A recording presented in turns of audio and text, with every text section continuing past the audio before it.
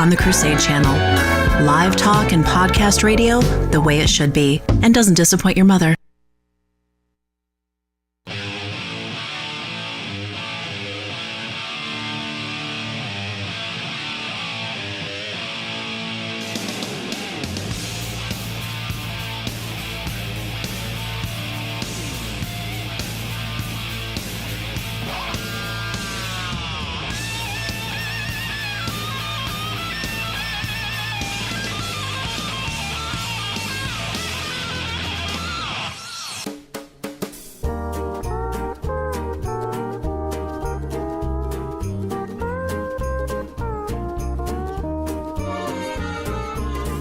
Kalikimaka is the thing to say on a bright Hawaiian Christmas day. That's the island greeting that we send to you from the land where palm trees sway. Here we know that Christmas will be green and bright. The sun will shine by day and all the stars at night.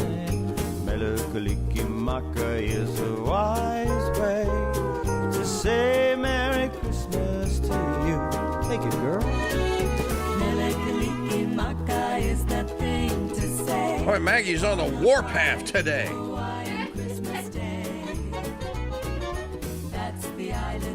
It has been a non-stop. Everything is KingDude's fault.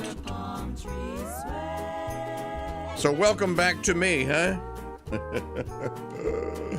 It is a Monday. We are live. The Mike Church Show is on. Xing the question of the day. What in the wide, wide world of sports is going on here? Well, I'll tell you. Kalikimaka is a wise way to say Merry Christmas. Let's hear from the Emperor. In order to ensure the security and continuing stability, the Republic will be reorganized into the first galactic empire. No, you can't. For safe and secure society.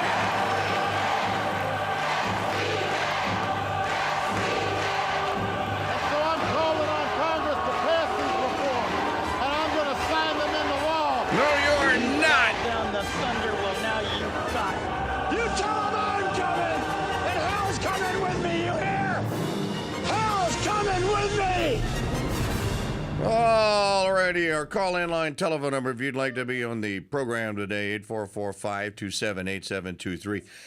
That is a tasty background. That's actually really cool. 844-527-8723, call-in line telephone number. Email address, same as it ever hath been. I wonder if I'll get a Christmas greeting from someone at IamKingDude at protonmail.com. Has not been used appropriately. Well, you know what? Tom Dolan did use it appropriately. Okay, one time in all of December, IamKingDude at protonmail.com. And the Crusader Stadium chat room is open at crusadechannel.com/chat. Now, if I were in the water on that beach, Bondi Beach in Sydney, wouldn't you stay in the water? If the shooters were shooting people on land, and there's so much that just in this this world that's gone completely and totally bonkers, that makes so little sense about the news that we have for today, and it is a Monday. So, and I'd had to offload all of the equipment that I took to do number twos and reconnect everything here.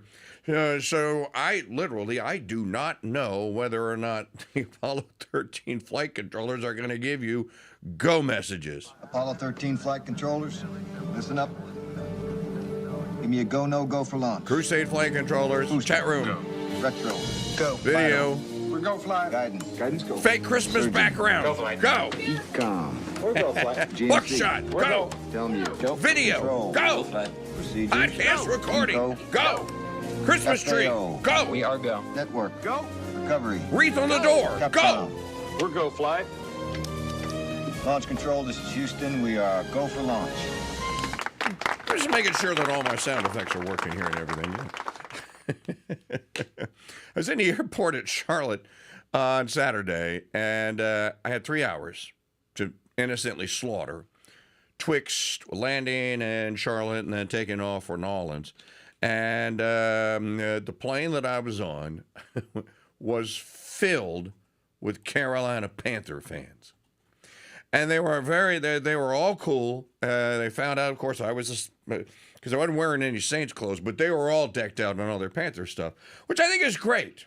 I think it's great that they came to the city of New Orleans for the game, even though it was a horrible disappointment for them with Charlie Smith kicking a 49-yarder with 3 seconds to go to deliver a Saints victory number 4. And that Saints victory number 4 for, did Rattler win one? No, he didn't. For Tyler Shuck, the rookie quarterback. What a great game. Looked like the Panthers, I think, were going to take it. It looked to me like they were going to pull it out at the end. But the fourth down defense for the New Orleans Football Saints just does not give up those 1-yard 4th and 1 attempts often. So it was a fantastic game. I wish I could. I wish I knew some of the Panther fans. There was even a lady that I met in the airport, and she was traveling to NOLA with her 12-year-old daughter, and they both had their Panthers stuff on. She had a little Panther blue Santa hat on. The little girl had a Panthers jersey on. And she introduced me, and she goes, well, we're going to the Saints game. And I said, where are you staying? And I made a couple of recommendations of places, where she could take her. I'm disappointed for the kid. I'm sure she did have a good. It was a great game. It was a fantastic game. Lots to talk about here today. I want to start with this. Muslims do not discriminate among infidels. It's a little known fact. Orthodox Muslims do not discriminate among infidels. If you're not a Muslim, it doesn't matter if you're a Jew, it doesn't matter if you're a Christian, doesn't matter if you're a Hindu, it doesn't matter if you practice Santeria. If you're not Muslim, you are an infidel. That is dog. And they can treat you like a dog, including putting you out of your, what they think you're in misery, because you're not one of them. So this thought process that you see all over the broadcast media today, that it was a Hanukkah celebration, that's another thing. I've never seen a Hanukkah celebration here in New Orleans that happened at Pontchartrain Beach. And it was at Bondi Beach, and it looked to me like most of the celebrants were either in the water or on the beach. There were some that were picnicking. Now, I'm not picking on them, and I'm not trying to be insensitive. I'm not aware of this is their term now, not mine, Hanukkah celebration that happens as a beach party for an Elvis Presley movie. It just seemed it was odd. But the father and the dad, Naveed, what is this lunatic's name? Hang on. Because I had pulled up earlier. Naveed Akram. Look, the only place I can find this picture, if you're wondering why the thumbnail has the Daily Mail watermark on it, because that's the only place I could find that picture, because the rest of the broadcast media is scrubbing that. Rest of the broadcast media does not want to show the Muslim whack job who acted all Orthodox and stuff with the bandolero of shotgun shells around his waist. Yep. Okay? It doesn't matter. Go to CBS, go to ABC, go to NBC, go to the Clinton News Network. They've all cropped the picture. The Daily Mail is the only news outlet that has that picture with the shotgun shells. Why do you think that is? Well, we don't want to portray a Muslim. Why not? That's what they are. And by the way, and look, of course, everyone should be outraged by this and upset. This is a horrible loss of life. Another Muslim nut job, if you'll recall, murdered 18 people on Bourbon Street on New Year's Day last year. Many of them were Louisiana, most of them, a majority of them were Louisiana residents. A couple of them were young people. That one kid, your boy down at the Shooters down the road, has his picture in the window. And on the sign, he recognizes him because the story goes, what's his name? His brother survived. He survived by his brother. He's a ULL graduate, and he threw a girl into a very narrow space in a doorway where she could stand off of the street, but there was only room for one. And he took the brunt, the nutbag's van, and he was killed instantly. Right? Well, I don't know if it was instantly, but he was killed right there. And so there was a horrible, tragic loss of life and a mass murder that was committed by a Muslim nutbag who was screaming Allahu Akbar, who had rented an apartment down the street from the French Quarter, and who had Muslim Allahu Akbar paraphernalia and flags and what have you hanged up in his apartment. His van was filled with, that black flag that has the Arabic print on it. And as I say, the point that I'm making here is Muslims when they go on a rampage and they decide they're going to just kill a bunch of infidels, they don't care what religion you are. Doesn't matter. Now, did they choose this this particular venue, if you will, because it was filled with Jews? Maybe they did. Would they have chosen the same thing?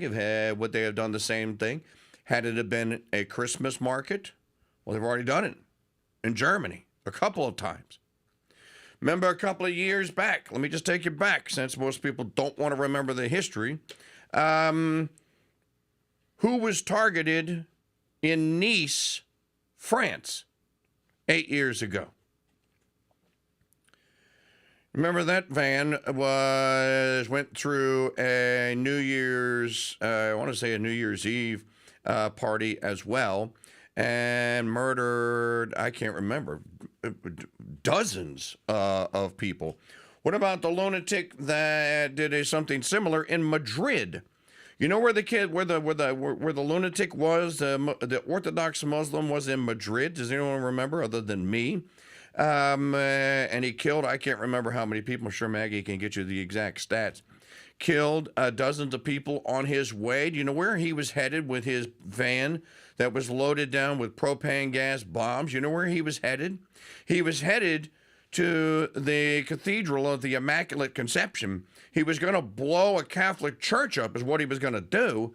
And he couldn't get there because wisely they had placed concrete barriers around the church. And so he was still going to had to take out his pounds and pounds and pounds of infidel flesh. So instead of ramming the van into the cathedral, he went and performed his carnage on the streets. The lesson here, why do people in the West continue to insist that diversity is paradise? That diversity generates paradise. Where? Where on earth does it? Where's the Christian? I wonder, where's the Christian diversity in Qatar? Where's the Christian diversity in Saudi Arabia? Where's the Christian diversity? Pick and insert Muslim country here in the Sudan. Everywhere they are, people die. This isn't hard to figure out. If you want to do something about it, start deporting them. Mr. KingDude, please, we would be racist, bigot, homophobe, Marxist. Okay, fine. Call me all the names you want. Okay. That's all you got? You're going to call me a name? Meanwhile, at Brown University, here's what I want to know about Brown University. We looked this up. They have 834 surveillance cameras. They have them in every university building. They're in every parking lot. They're on every campus quad. They're basically, you can't swing a dead cat by the tail and not hit a Brown University surveillance camera.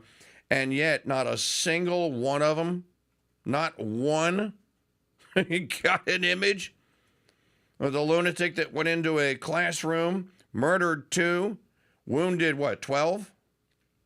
Or is it 15? I think it's 15, right? And he's still on the lam. He's still at large. Mainly, primarily because they don't know who they're looking for. Meanwhile, out in Los Angeles, Mr. and Mrs. Rob Reiner are now dead. He, the famous or infamous, depending on whose side you're on, comedian, director, writer, producer, etc., were apparently stabbed, according to the Daily Mail, in their $13.5 million home multiple times and stabbed to death. Joe Kenda says that when you have a stabbing like that, that is almost always a crime of passion, and the first people that you suspect are family members. So supposedly the son is mentally deranged and has, I guess, some drug problems and what have you. I don't know. I don't follow Rob Reiner. Are they even looking at the kid? Or I guess we'll find out more later on today. But the daughter who lived across the street is the one who was like, I can't get a hold of mom and dad or whatever. So she went over there to discover that Rob Reiner and his wife had been stabbed to death. Something interesting that most people do not know and is probably not going to be reported, although I wouldn't understand why they wouldn't want to brag about this. You know that Rob Reiner was one of the primary agitators for what we know today as the Obergefell case. What's the Obergefell case? Well, this whole thing was a setup from the get-go. State of California and the leftards in California knew exactly what they were doing. They were going to put homo marriage on the ballot and pass it as a constitutional amendment or whatever it is that they passed it as. They knew that they would get sued, and they knew that the case would the case would go against them, and they wanted to get it in the SCOTUS in the Supreme Court because they probably were either told or they just surmised that Anthony Kennedy would be the swing vote. It would be a 5-4 decision for homo marriage, and hey, here you go, using the 14th Amendment's due process clause, and there you go, bammo. Rob Reiner was one of the primary instigators of that entire debacle. Now, does that mean that he should have been murdered? No, I'm not saying that. It was just one of the things that well, you know, he was involved. Half of the montages we have that have, pick one of your montages. He's in them. This is important. This is a threat to our democracy. He's in that one. He's in the one about guns. He's in the character that he played on All in the Family, Meathead, is pretty much what he was in real life. So he was, what an irony. Again, an irony of irony, a lifelong campaigner against the Second Amendment because guns kill people. He's murdered in his home by a knife. I'll let you noodle on that one. That's going on. Today is the day that Erica Kirk will meet in person, supposedly, Candace Owens. And they will, I guess Erica is going to confront Candace Owens about her claims that Erica and the rest of TPUSA were in on Charlie's killing or on his murder or assassination, etc. And it's in Phoenix, right? I would assume it's in Phoenix. Well, TPUSA this week in Phoenix. Well, wherever the venue is that they are going to meet and to discuss this. I don't know anything else about it. I just think that I guess that's one way to confront it, which would be that, you know what? Why don't you just come and meet us here, or meet me here, and let's talk face-to-face, woman-to-woman about this. And you can say what you're going to say, and I'm going to say to you what I am going to say. I don't know that this is probably, I wouldn't imagine that this is going to be broadcast. It said it was going to be recorded. Recorded, okay. One more nugget that I'm going to throw out here and there's a lot to talk about here today. Yesterday there was a hoop-de-doo of some sort. A Christmas hoop-de-doo at the White House. Now, I just happened to be in here, in the studio, in Studio Saint-Michel. I just happened to be in here because I was reconnecting some of the stuff that I took to do number 2's house with me. So I was in here and I was running some cable or reconnecting things or whatever. And I looked up and I saw that it said live at the White House. And I'm like, on a Sunday? That's interesting. And they cut to a shot, and so I turned the volume up, and he was welcoming Don Jr. and Kai, and he said, "Could you beat your grandpa in golf, Kai? Can you? You don't want to bet on that, I'll tell you that. I'll tell you right now. You know." And then he called Bryson DeChambeau up there, and Bryson got up and said a few words. Here's what I found is the most. Now, really, TKD? Yes, really, I'm actually going to say this. Yesterday was Gaudete Sunday. If you're a Catholic, you got the rose-colored vestments. Stand by, I'll tell you all about it.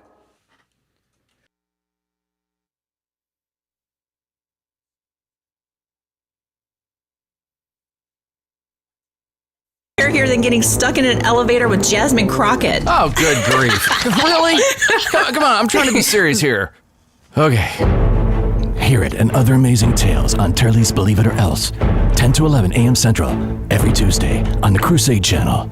Our app and always on crusadechannel.com. Live talk and podcast radio. The way it should be. Thousands of years ago, if you owned a book, you had to haul it home in a wagon, and you'd need your 2 oldest sons to carry it into the house.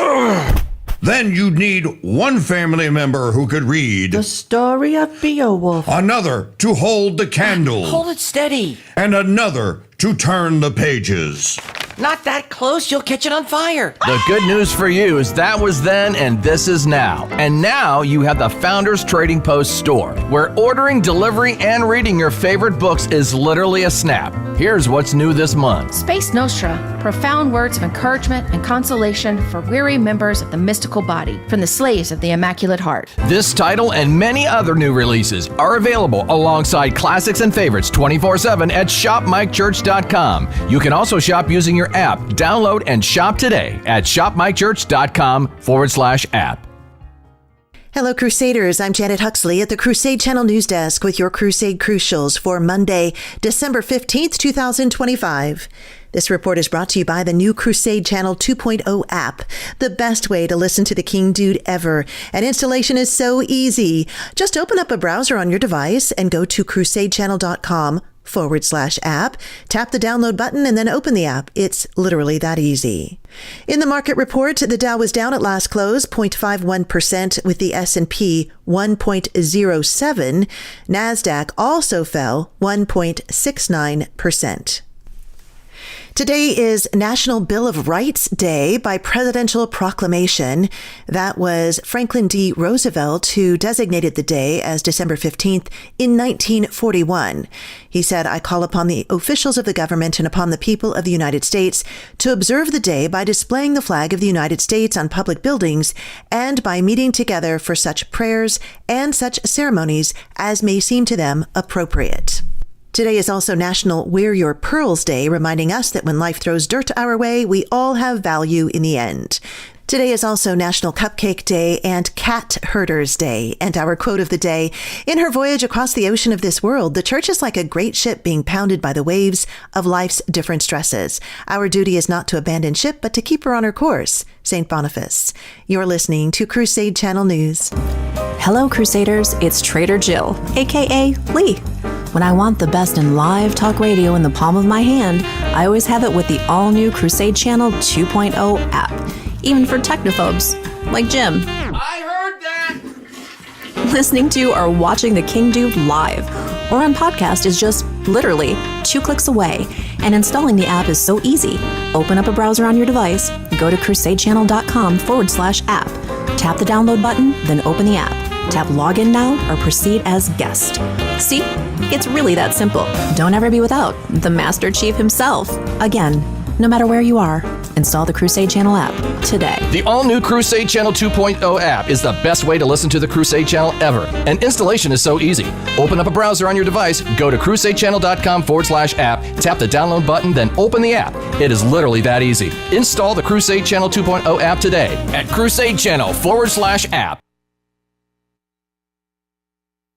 If women living near rivers and taking the pill turns the frickin' frogs gay, imagine what happens to men on the same river who don't listen to Mike Church.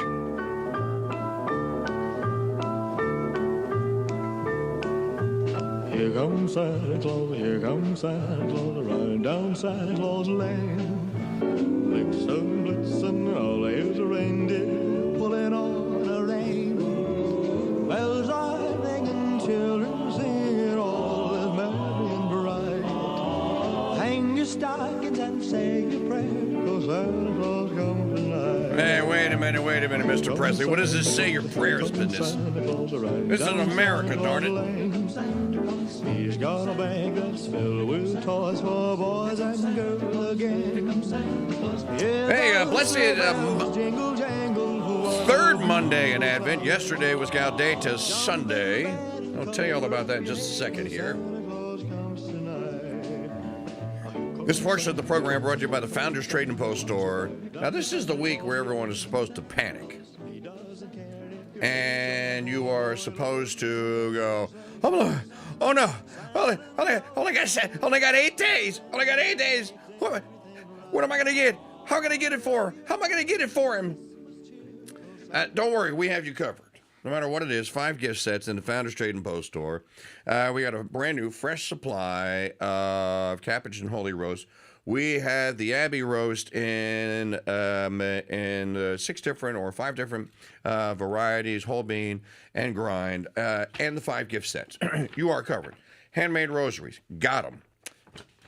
Beast and butt rub, just stick it in a stocking. Done deal. Easy peasy. Shop.mikechurch.com. Shoot the work. Do the main line. Add the other 2. Katie Anna, Chicken Mamu. Bammo, you're in.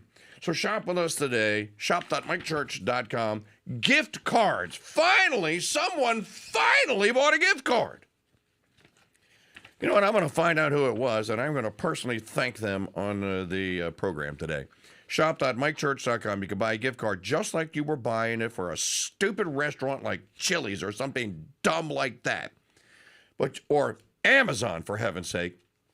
But you could buy one at the Founders Trade and Post store at shop.mikechurch.com in any denomination you want, and it works the exact same. Yeah, but it's not printed. Well, then print it out.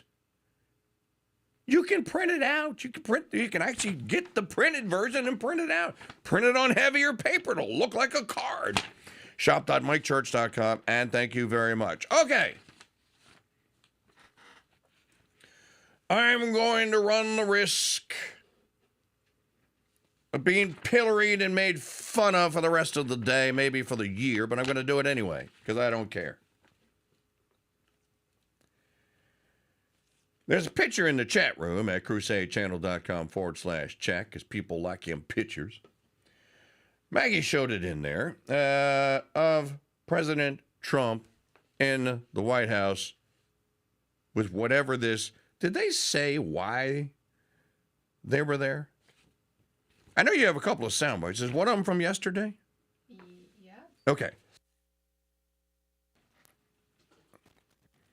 On the Feast of the Immaculate Conception last week, the White House released its third ode to the Blessed Virgin Mary. They had done one previously for the Nativity and one for the Feast of the Assumption. And you get Immaculate Conception. And as I said, the alleged practicing Catholic Joseph Robinette Biden in 4 years, did exactly this many for those three feasts. 0.0. Now, people are going like, this is KingDude, he's just trying to assuage you radical nutbag Catholics. Okay, whatever, dude. Yesterday was Gaudete Sunday. So if you're not Catholic, let me explain it to you quickly. Just some little bit of inside Catholic baseball. The vestments that the priests wear on Gaudete Sunday, you don't have to do it, but most of them do, and it's not pink. If Monsignor Arthur Calkin was still alive, he'd grab you by the neck. It's not pink, it's rouge. Or he rose, it's rose. So he either say it's rose or it's rouge. Probably rose. President Trump appeared yesterday at a White House ceremony or presser for whatever, because they had the TV cameras in there. And he appeared. Now, what color ties does Trump normally wear? Red. He either wears the red or he wears the blue. Every once in a while, he's got a pinstripe. He's got a striped one, too, that he wears. On Gaudete Sunday, yesterday, he had a rose-colored tie on. So what, take he's still the worst president ever, and he abandoned MAGA, and blah, blah, blah, blah. Okay. Why would he wear rose? Can I tell you that yesterday, I had a great time talking to my good friend, Dan Petrolia. They sit on the left side, we sit on the right. We meet in the middle and walk out of Mass every Sunday and catch up on from what his kids are doing, what ours are doing, and what have you there. And Dan's wife, Angie, said, "You look nice today, Mike." And I'm like, "Thank you, because I'm in a competition here."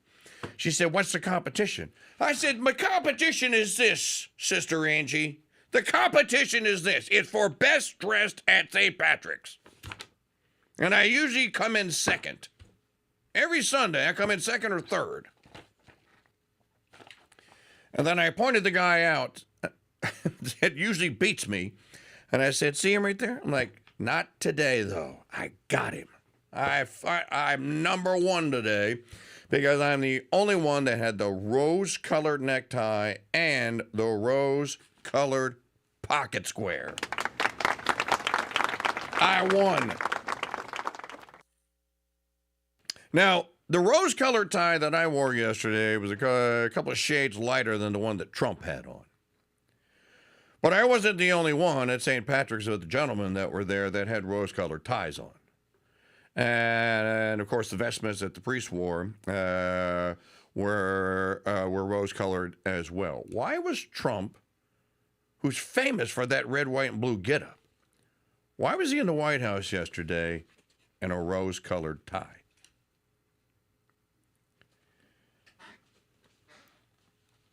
Is it possible, now here it comes, is it possible that sometime in the last year, President Trump has quietly converted to Catholicism and hasn't told anyone? The Marian proclamations, the St. Michael proclamation, the Gaudete Sunday pink tie, and I'm going like, is that a coincidence? I don't believe in him. Do you? So people are going to say, he's not acting like it. True. I'll grant it. Granted. It's just a thought that occurred to me as I'm watching him speak. I'm going, and you know, at the Christmas thing when they did the tree, and he reads from the Gospel of St. John. I'm like, who is this guy? Yeah, but he abandoned he did all of that stuff. And according to John Sharp, he's vaporizing Venezuelan fishermen off the coast of Venezuela. It was just an interesting observation to me. Look, Candace Owens and all the rest of them can run around and make all the wildest accusations on earth. Why can't I make one? That's my story, and I'm thinking, look, I already have you people debating in the chat room. He didn't convert. What? Maybe he didn't.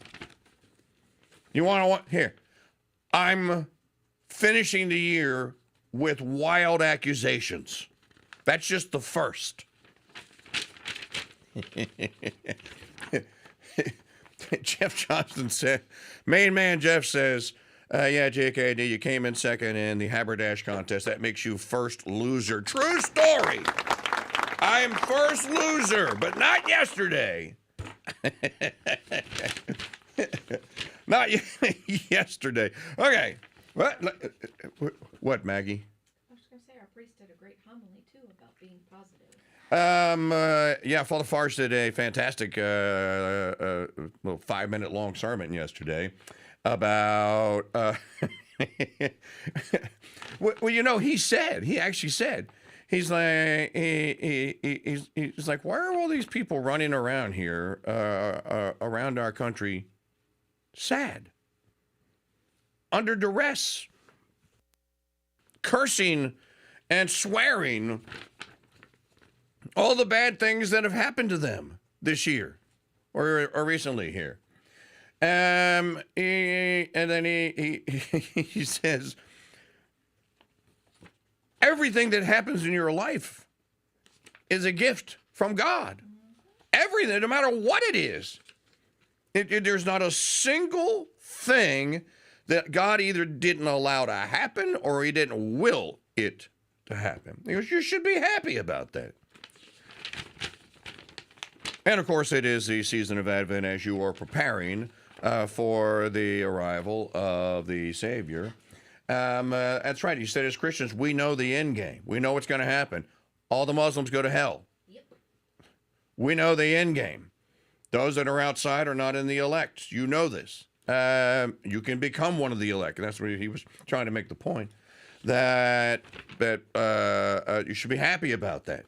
You know how to obtain a first-class ticket to a blessed eternity. So, 844-527-8723, our call-in line telephone number. What else is going on here today?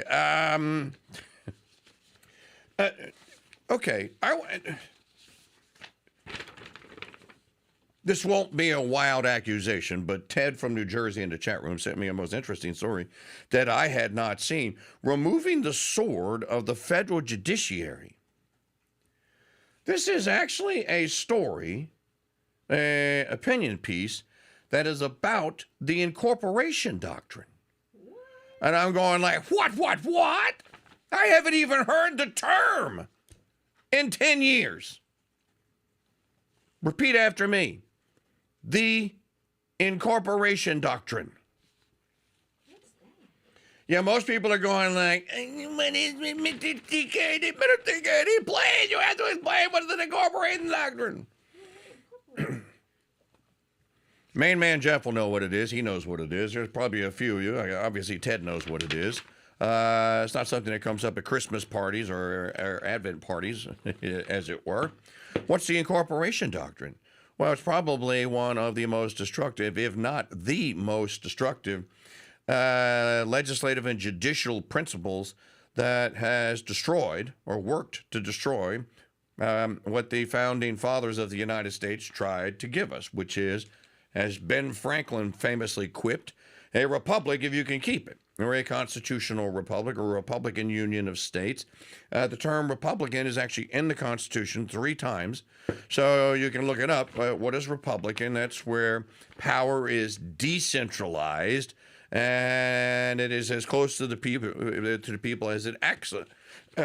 Most power that is exercised or law against people should be as close to you as you can make it. So local. And then if it's a real emergency, county. And then if it's a super emergency, state. There's never an instance when it should be federal. Almost never. And so this article here by, who wrote this?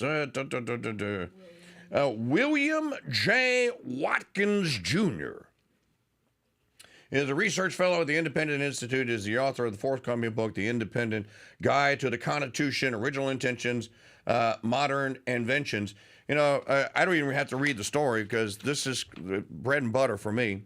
We used to live, sleep, eat, and breathe the abolition of the incorporation doctrine. By the way, this current version of the Supreme Court has actually done some incorporation doctrine abolishing. The Dobbs decision is a demolition of the incorporation doctrine. And if you don't know what it is, I'm not going to do the pieces because I'm going to go through the rest of the news. I'm not going to do the pieces of this segment. I'll do it next. If you just as a primer, because most people don't know. I have an idea. Since Tucker thinks he's the greatest, smartest Catholic that ever lived, I'm not going to tell you what the incorporation doctrine is. Why don't you go ask Matt Walsh? Since he knows everything. All right, I'm kidding. First 10 amendments are incorporated and are used against the states. That's the incorporation doctrine, basically. In other words, the First Amendment, the most famous of them, I have my First Amendment rights. No, you don't. Yes, I did. The First Amendment right to do this and then the other. First Amendment doesn't say anything about what you just said you have the right to say. The First Amendment says that Congress shall make no law respecting an establishment of religion or abridging the freedom of speech or of the press. It is a prohibition against Congress. That means the entirety of the federal government. Doesn't have anything to do with what you do in Louisiana or what I do in Louisiana, whatever your state you live in. If you live in Pennsylvania, your Pennsylvania Constitution probably has a version of the First Amendment in it. Not probably, it does. The Louisiana Constitution of 1812 basically has a First Amendment in it. Even California has one, believe it or not. So what has happened since the turn of the last century, Roosevelt was responsible for most of this, is that the First Amendment, the first 10 amendments have been used as a cudgel to bludgeon the states with. And it has resulted in the enlargement of the federal government because now it has to enforce all these things against the states. And then the judiciary, of course, ballooned out of control. It is completely and totally off the rails now. And then he says in his introduction, the Bill of Rights, just a statement that's incredible to me because we just don't hear this anymore. The Bill of Rights, I gave up trying to convince people. 10, 12 years ago, I just gave up. I'm like, if it comes up, I'll tell you about it. But can't convince people anymore. I have my Second Amendment rights. Again, are you in a militia? Simple question. Are you in a militia? Well, no. Okay, well, then the Second Amendment probably doesn't apply to you. Founders were basically saying, and by the way, James Madison did write that amendment. It has his handiwork written all over it because it's verbose and complicated and doesn't make sense to most people today. A well-regulated militia. What is the Second Amendment basically saying? You have the right in your state to remain armed, and Congress can't do anything about it. So the Brady Act, unconstitutional. ATF, unconstitutional. And they don't even attempt. Now they just use the Heller decision or whatever. They don't even attempt to give a constitutional reason why this federal statute or that federal statute applies to firearms. But the Second Amendment doesn't say anything about it.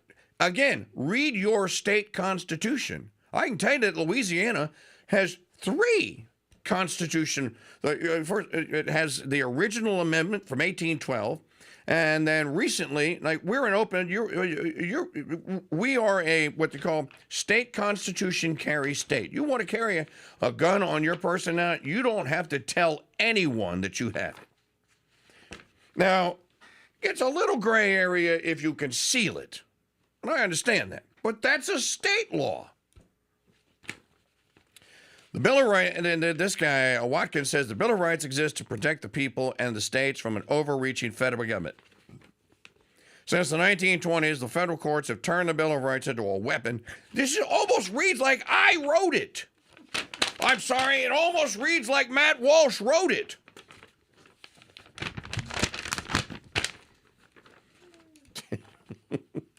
Since the 1920s, the federal courts have turned the Bill of Rights into a weapon to use against the people and the states. December 15th, Bill of Rights Day, today, should remind Americans, why is the Bill of Rights Day? Because today's the day it was ratified. I forget which state it was to get the necessary 3/4 ratified the first 10 amendments, but it happened today. Hey, you want to do something fun? Read the preamble to the Bill of Rights. You just read the preamble. It'll shock you and stun you if you've never read it. Should remind Americans that the first 10 amendments were intended to restrict rather than augment federal power. And then he is quoting someone here. Okay, that's a quote from the story. So, matter of fact, I will read you the preamble when we do the segment. So, a great piece, and it is at spectator.org today. Thanks to Ted for sending that along. Headline, Republicans are facing an extinction event. Look, there's Trump right there in his rose-colored tie. Look, right there. He didn't convert to Cardi. Did you ask him? How do you know? Again, today's Wild Accusation Monday. I kind of like the ring of that. Wild Accusation Monday. An extinction event is a rapid sweeping collapse, something so disruptive that what emerges afterward is unrecognizable from what came before. Volcano eruptions or meteor strikes can trigger such events in the natural world, says Brian June Depth. Washington, D.C., that's Mordor on the Potomac, may be approaching a political version of the same phenomenon, and Republicans seem disturbingly unprepared for what is coming. The GOP currently holds narrow majorities in both chambers of Congress. Everything you already know this. 7 seats in the House and 6 in the Senate. Those margins are razor thin by any measure and fragile given that 5 senators, 3 Republicans and 2 Democrats are over 80 years old. Well, we know because we talked about it last week. It's your boy from Iowa, Grassley. Charles Grassley is 92. 92. According to the Khan Academy, the president's party often loses seats during the midterms. They had trends seen 93% of the time in the House and 70% in the Senate. If historical trends hold, Republicans are not merely at risk, they are heading into a storm that they may not survive. I haven't even read the piece, but I know where he's going with this. The Democrats are promising to wipe us all out. That's where he's going with it. And the idiots that are in charge of the Republican Party seemingly don't care about it. Or seem they're going like, what are they going to do? They're not going to take us on. Look, the Democrat Party is in as bad a shape as it has ever been. I still think that it's the one that's going to go extinct, and it should. But the Republican Party is just serving. These are T-balls. In political terms, T-balls. And all they have to do is put the ball on the tee, grab a bat, walk up to it, and whack it out of the park. That seems to be a bridge too far. So we have all of that on tap here. We'll talk more about the shootings in Brown University and in Australia. Got lots of digital media files and sound bites to get into. So stick around. Great show coming your way.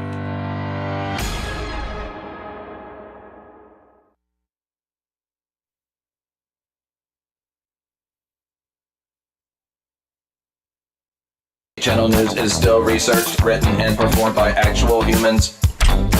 Hey, what are you doing in here? Oh no. Get your hands off of me. You chipped my chip. Boys, break it up. Jeez. Catch Crusade Channel News weekday mornings on the Crusade Channel. Live talk and podcast radio the way it should be. No AI was harmed in the making of this radio content, but we hope to next time.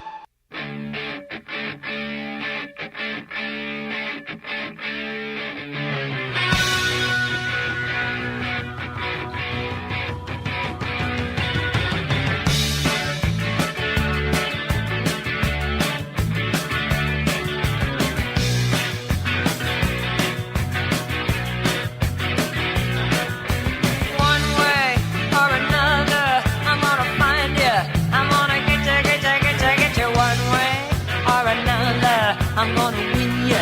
I'm gonna get you one way or another. I'm gonna see ya. I wanna meet ya one day. Maybe next week. I'm gonna meet ya. I'll meet ya. I will drive past your house. And if the lights are all down, I'll see you around. One way or another, I'm gonna find ya. I'm gonna get you. One way or another, I'm gonna win ya. I'll get ya. One way or another, I'm gonna see ya. I'm gonna meet ya one day. Maybe next week, I'm gonna meet ya. Good afternoon, and welcome to the Silk Feather. Ma'am, what would you like to drink? Oh, I'll take the Dom. The Dom Perignon, of course. Ah, the lady has taste. And you, sir? I'll just take the Diet Coke. Oh, dear. You know, what I miss about the good old days before social media and AI ruined everything? Let me guess. No fat people outside of the circus. And Ozempic was the name of the demon in C.S. Lewis story, right? Well, yeah. But besides that, classic radio shows with actors and actual stories. Well, lucky for the human race, the Crusade Channel is rolling over 900 episodes of a show called Suspense. Tweak your mystery-solving muscles over lunch and catch episodes of Suspense, weekdays noon till 2 on the Crusade Channel. Live talk and classic radio the way it should be. I like my version of suspense. Hey! Doesn't work without me. Hey, folks, it's Mike Church, producer of the Shakespeare Radio Film Festival, announcing that we're offering the entire festival, including Joseph Pierce's commentaries, for just $19.95. That's a 50% discount. This exclusive download will include over 16 hours of festival content. To reserve your Shakespeare Radio Film Festival download at an incredible 50% off, go to crusadechannel.com/Hamlet. When most people hear the word coffee, they conjure up visions of a ceramic mug in the palm of both hands and a woman slowly sipping. This isn't a Folgers commercial. It's for Capuchin Holy Roast, and here's how I take mine. With a dash of vanilla, a pinch of cinnamon, a spoonful of honey, and lots of heavy cream. Add some ice, shake, and then enjoy, while knowing that's $6 the libs at Starbucks can't spend to ruin my life and yours. Cappuccino Holy Roast in whole bean or grind is available at shop.mychurch.com. This is Capcom. We are ready to go for launch at the Crusade Channel launch site. New show lineup. Go. Broadcasting live on X, YouTube, and Rumble. We're go fly. Breaking news updates. Go. The Mike Church Show Band. We're go. We're go for launch for the Crusade Channel 4.0 mothership. 2, 1, lift off. On August 4th, the Crusade Channel launched Crusade Channel 4.0, the mothership. And now you can see why everyone else is lost in space.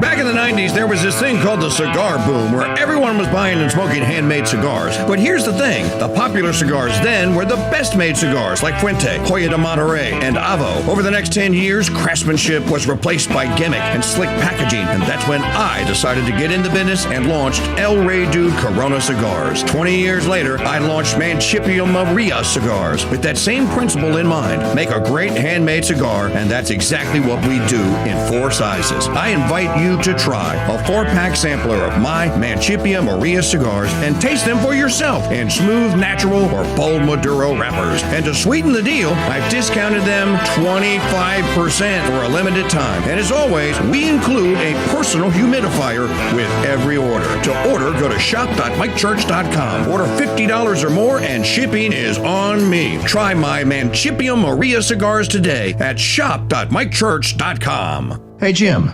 Remember when we used to be like Joe Walsh? I'm making records, my fans, they can't wait. Now we just talk about making hit records. Well, parody versions of hit records. Join the KingDude and Jim Mosier as they pick apart the greatest parody songs of all time and the hits they were based on. It's Album Autopsy, exclusively on the Crusade Channel. Live talk and podcast radio the way it should be, and doesn't disappoint your mother. Everybody loves a good trilogy. The Lord of the Rings, Star Wars, and now the KingDude Seasoning Trilogy. There's Beast and Butt Rub, Acadiana Steak, and the brand new Chicken Mamu Seasoning, a lemon herb-based rub that's won trophies in barbecue chicken cook-offs. Now, we've bundled all 3 spices together, and you can get them for one low price for less than it costs to rent a movie trilogy. And the KingDude offers you his personal money-back guaranteed of your taste buds' complete satisfaction. Order a KingDude Seasoning Trilogy today at shop.mychurch.com. Hello, Crusaders. It's Trader Jill, aka Lee. When I want the best in live talk radio in the palm of my hand, I always have it with the all-new Crusade Channel 2.0 app, even for technophobes like Jim. I heard that! Listening to or watching the KingDude live or on podcast is just literally 2 clicks away, and installing the app is so easy. Open up a browser on your device, go to crusadechannel.com/app, tap the download button, then open the app. Tap login now or proceed as guest. See? It's really that simple. Don't ever be without the Master Chief himself. Again, no matter where you are, install the Crusade Channel app today. The all-new Crusade Channel 2.0 app is the best way to listen to the Crusade Channel ever. And installation is so easy. Open up a browser on your device, go to crusadechannel.com/app, tap the download button, then open the app. It is literally that easy. Install the Crusade Channel 2.0 app today at crusadechannel.com/app. Good afternoon, and welcome to the Silk Feather. Ma'am, what would you like to drink? Oh, I'll take the Dom Perignon, of course. Ah, the lady has taste. And you, sir? I'll just take the Diet Coke. Oh, dear. You know, what I miss about the good old days before social media and AI ruined everything? Let me guess. No fat people outside of the circus, and Ozempic was the name of a demon in C.S. Lewis story, right? Well, yeah, but besides that, classic radio shows with actors and actual stories. Well, lucky for the human race, the Crusade Channel is rolling over 900 episodes of a show called Suspense. Tweak your mystery-solving muscles over lunch and catch episodes of Suspense, weekdays noon till 2 on the Crusade Channel. Live talk and classic radio the way it should be. I like my version of suspense. Hey! Doesn't work without me.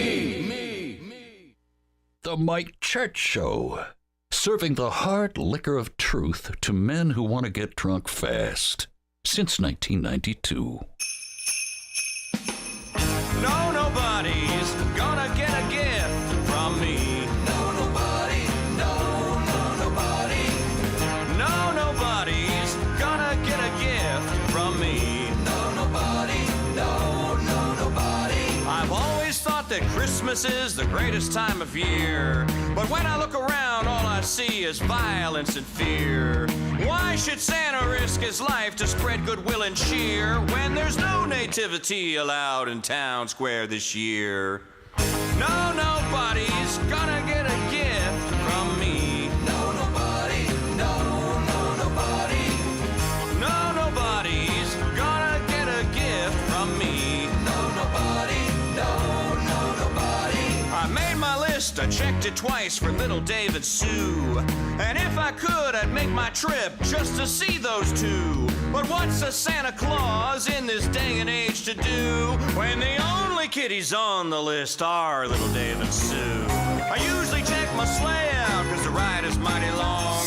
But I'm not leaving the pole this year, all I'm doing is singing a song.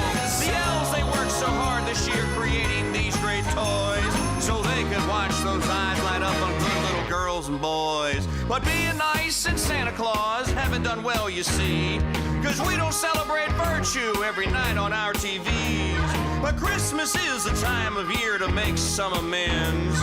So Dasher, so Donner, get your team ready, we're gonna ride the south wind. No,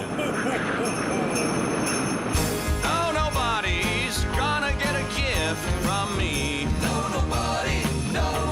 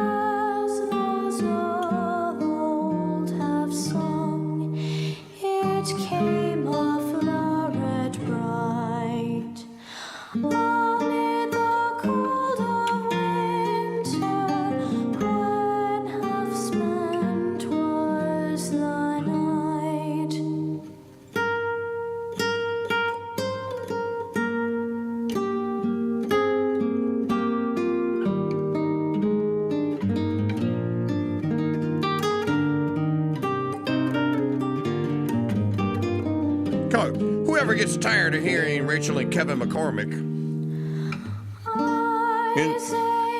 before somebody can ask, and somebody's going to, the album is In Dulce Jubilo. Miniature play, that is spell In Dulce Jubilo. Maggie will spell it for you in the chat room. You can download that album. It's 10 years. This is a 10-year anniversary. It came out in 2015. Of course, Rachel has gone on. She's I don't know what she's on. I haven't talked to Kevin in years, but last time I talked to him, remember, because they used to do the Rachel and Kevin concert here on the Mike Church Show, and they would sing that song. He teaches guitar. I want to say at UT, but she went to Baylor. She's a Baylor grad.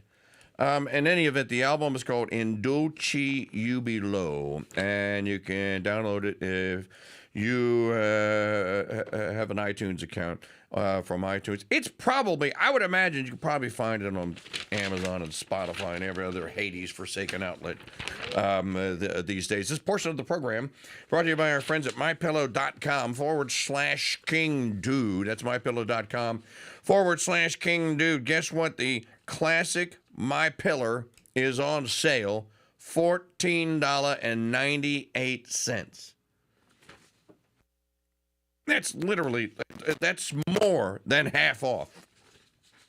$14.98. You can get the Children's Bible Story Pillow 5-pack for $29.98. My Slippers, one of my favorite, in the mypillow.com/KingDude store. My Slippers on sale, $39.98. Blankets, comforters, duvets, as low as $25. And again, the blowout sale on My Pillow Classic, $14.98. So you can get one for every room in the house. No sense in making your guest sleep on cheap Kohl's pillows when they can sleep on a My Pillow. And your purchase benefits Crusade Channel. So shop with them today. mypillow.com/KingDude. You know, a interesting or fascinating fact about the life of Rob Reiner, Meathead from All in the Family. He directed your favorite movie, Maggie. He did The Princess Bride. He did A Few Good Men. He did When Harry Met Sally. He did Sleepless in Seattle. He did, oh gosh, his filmography is long. He was a very accomplished director. And as I said, one of the things he ought to be remembered for is he was one of the primary agitators for the Obergefell case.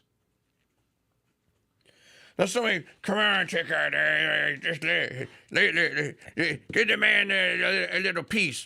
This is part of the historical record. If you're going to throw When Harry Met Sally at me, I'm going to throw Obergefell. So yeah, well, you know, he was very proud of that. It wasn't something that he ran away from. He also spent his entire life trying to take your guns away. As I said earlier, he was a vicious anti-Second Amendment. As I said earlier, the irony of all ironies, he spent his life campaigning against guns because they kill people, and he's killed by a butcher knife. Eternal rest grant unto him, O God, let perpetual light shine upon him, may rest in peace, amen. I wish the man no evil. I'm a Catholic, I can't. And I'm not. I'm just pointing out facts. And I don't know what state or what condition he was in at the time he was dead. But he's found dead in his home with his wife. And again, my mom's murders and mysteries training tells me that that's someone that knew them very closely.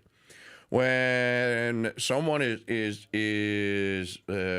murdered in a fashion where whatever the implement is used, whether it's a gun or a knife or a baseball bat or whatever, is used well beyond what it took to kill, that's a crime of passion, usually.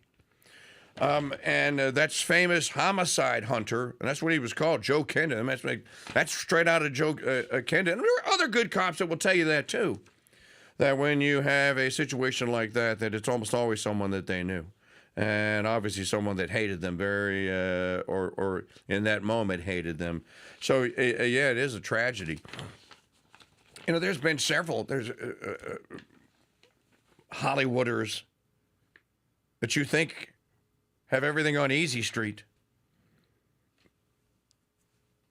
that have been horrifically killed. Think of Phil Hartman. Remember the comedian Phil Hartman? Saturday Night Live alumni. Did all of those voices on The Simpsons. Some of you know me as Troy. What did he call himself? Some of you know me on television as Troy McClure. That was Phil Hartman. And Phil Hartman was his wife, wasn't it? Shot him while he was sleeping, or was the wife also killed? It was just a horrible slaying. And again, how can somebody not like Phil Hartman? So, just kind of recapping the murder of Rob Reiner and his wife. They were discovered by their daughter. By the way, the only news outlet. Well, how come you're not reporting that the Sun? Because I can't confirm it. The only quote news outlet close quote that is saying that the Sun did it is People Magazine. Not exactly an icon of reliable news coverage. So in any event, 844-527-8723, our call-in-line telephone number. And then I played No Nobody, a song that I wrote in 1993, actually. And then me and the Mike Church Show Band recorded back in 2010. At the same time we did Grandma Got Run Over by Obama. All right. I said I was going to do this, so let's do it now. About the incorporation doctrine, since today is Bill of Rights Day. That reminds me, where is my pocket Constitution, Ms. O'Connell? Oh, it's over there. I'd ask Buckshot to fetch it, but he doesn't fetch, unless it's a ball. Thank you.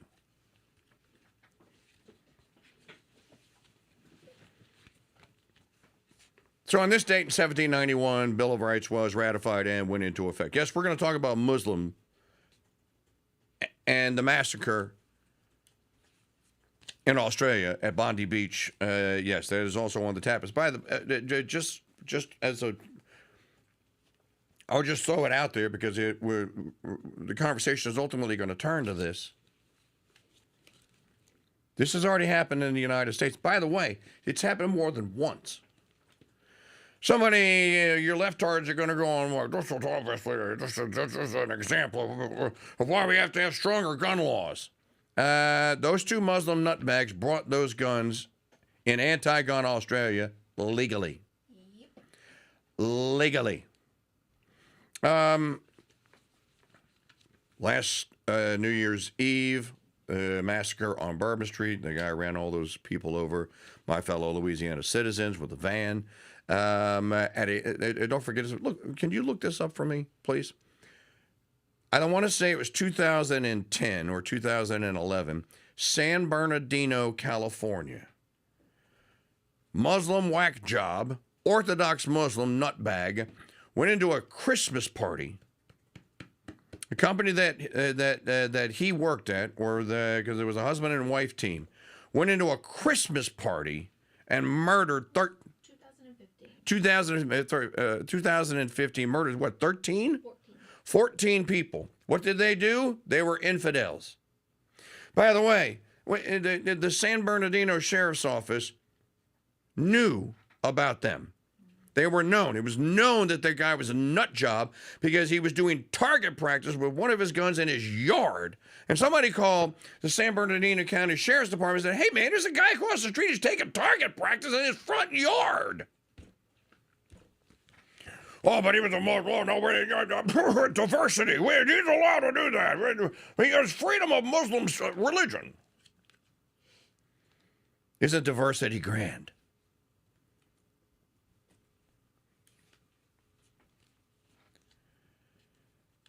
Bill of Rights Day. You should read the preamble to the first 10 amendments to the Constitution, and then you will be a real Sharpie. And then your friends will look at you strange when you tell them what I'm about to tell you. The conventions of it is a quote. The conventions of a number of the states having at the time of their adopting the Constitution expressed a desire in order to prevent misconstruction or abuse of its powers that further declaratory and restrictive clauses should be added. And as extending the ground of public confidence in the government will best ensure the beneficent ends of its institution. why would they want to add further declaratory and restrictive clauses? And if they're talking about it, that's the Constitution, then what government are they talking about? The federal government. As Mitt Romney would say, one word, federal government. So here on Bill of Rights Day, you should know that the Bill of Rights does not apply to you in your state. First Amendment doesn't apply. Second Amendment, the Third, the Fourth, the Fifth, the Sixth, the Seventh, the Eighth, the Ninth, which is the Liberty Amendment, and the 10th, which is the states' rights, to make it all overtly clear, does not apply to you and what you can do in your state unless Congress has acted. So when this guy writes his piece at The Spectator, removing the sword of the federal judiciary, in our upside-down world today, we associate the Bill of Rights with landmark Supreme Court cases restricting state action.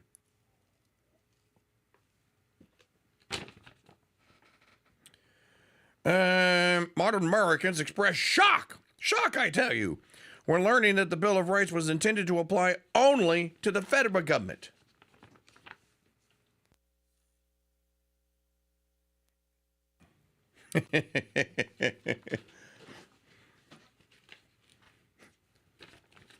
Main man Jeff makes the point that I was making earlier. 47 states have their own Second Amendments. The other 3 don't. Those states suck. You should move.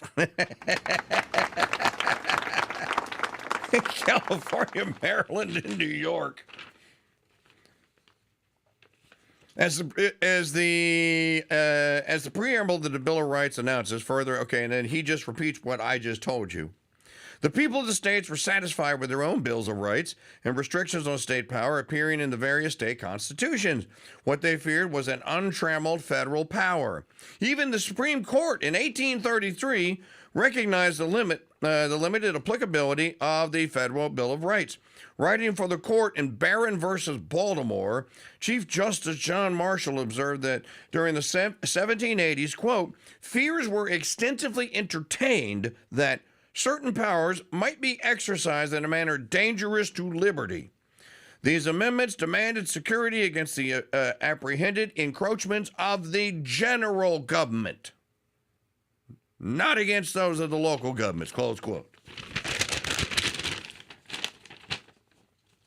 So what happened? In the 1920s, the court began to describe certain provisions of the Bill of Rights as fundamental. Consequently, the court began striking down state laws on grounds that they violated protections of the 14th Amendment's Due Process Clause. As I always say, the 14th Amendment is the miracle amendment. It doesn't matter what you want. If you want something done on the ice world of Hoth, use the 14th Amendment, and the SCOTUS will back you up. Now, maybe not today. Previously, they would have.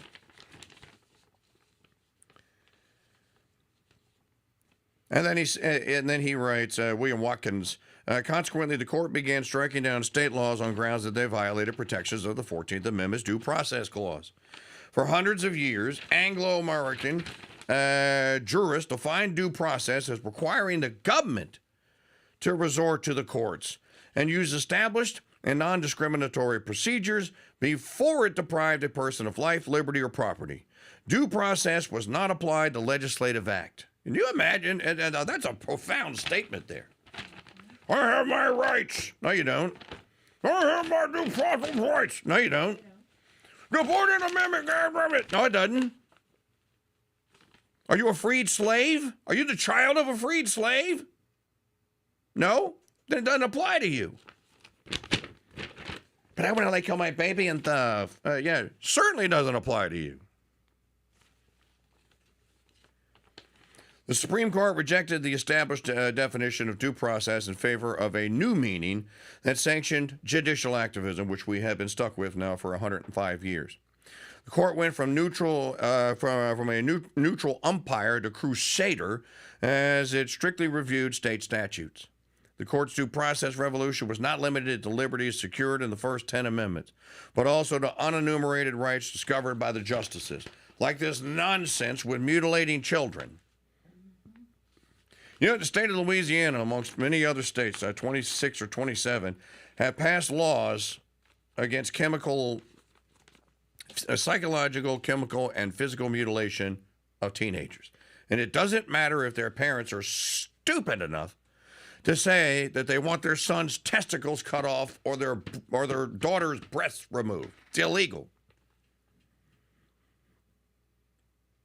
There are lawsuits pending right now, making their way to the courts, that claim that the 14th Amendment guarantees those children, under due process, the rights, and their parents, the right to mutilate them. That's just one example. Matters that generations had considered within the reserved powers of the states suddenly became the business of the federal judiciary. Laws setting maximum hours and minimum wages for workers were held unconstitutional. As judicial proponents of laissez-faire capitalism, by the way, there's no such thing. They call it that, but that's not what it is. Subject for another day. Or if you don't want to wait for me to explain it to you, you can just go have Matt Walsh explain it to you, because he's the smartest guy in the world and knows everything. Just ask Tucker Carlson. But the federal judiciary did not abandon the newfound power of due process. The object of their displeasure shifted from economics to social issues such as the availability of contraceptives and abortion. The Supreme Court's aggressiveness was too much even for Justice Hugo Black, a New Deal leftard. I do not believe that we were granted power by the Due Process Clause or any other constitutional provision or provisions, Black wrote, to measure constitutionally by our belief that legislation is offensive to our own notions of civilized standards of conduct. In other words, you want us to do what? Now, the state can pass that if it wants to. By the way, interestingly enough, let's talk on Bill of Rights Day. Let's talk about one. Let me give you one. Hold on. Where did you go? Were you just telling me this and there's no story attached to it? About Illinois'? Oh, no, there it is. Here, you want to hear a whopper?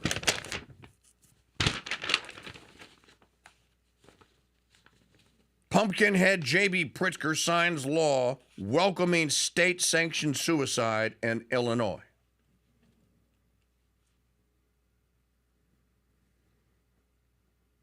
That now makes 13 states where you can get a doctor to kill you. Oh, what a grand experiment the United States has become. Oh, talk about the home. Talk about mobile home of the brave.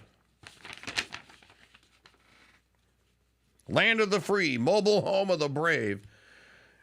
What a grand accomplishment for the citizens of Illinois. You could get a doctor to kill you. Now, is there anything in the federal Constitution that says that that should be illegal? No. No, there isn't.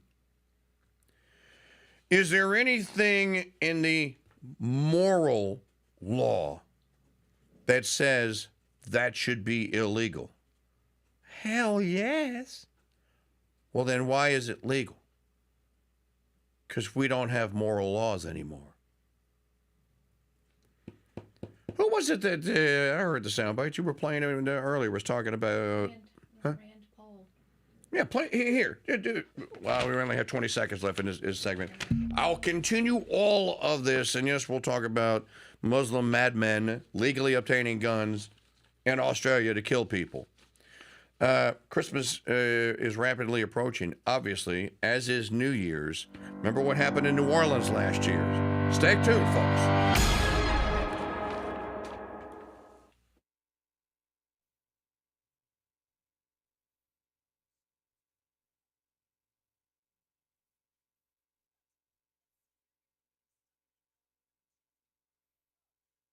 Really?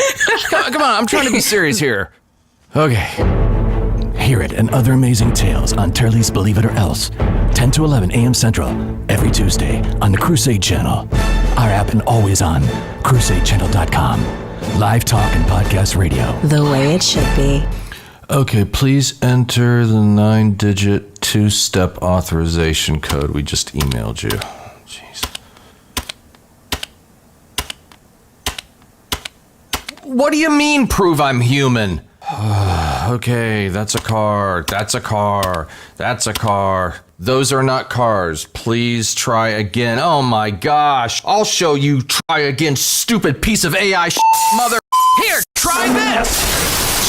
Jim, what are you doing? Good grief, man. This isn't Office Space the movie. What are you trying to do? I just wanted to send the KingDude a donation through the stupid computer. Like Trump, the KingDude makes everything better, including donating, which you can now do by mail. Mail? They still have that? Of course they do, and the KingDude's keeping the ponies running on time and in business. Just snail mail your donation to P.O. Box 400, Madisonville, Louisiana, 70447. Ha! And you can't. You're such a boomer. Me this time. And wait a minute. I know they're around here somewhere. There! Ha-ha! Dude, those are airmail stamps from the movie Airplane.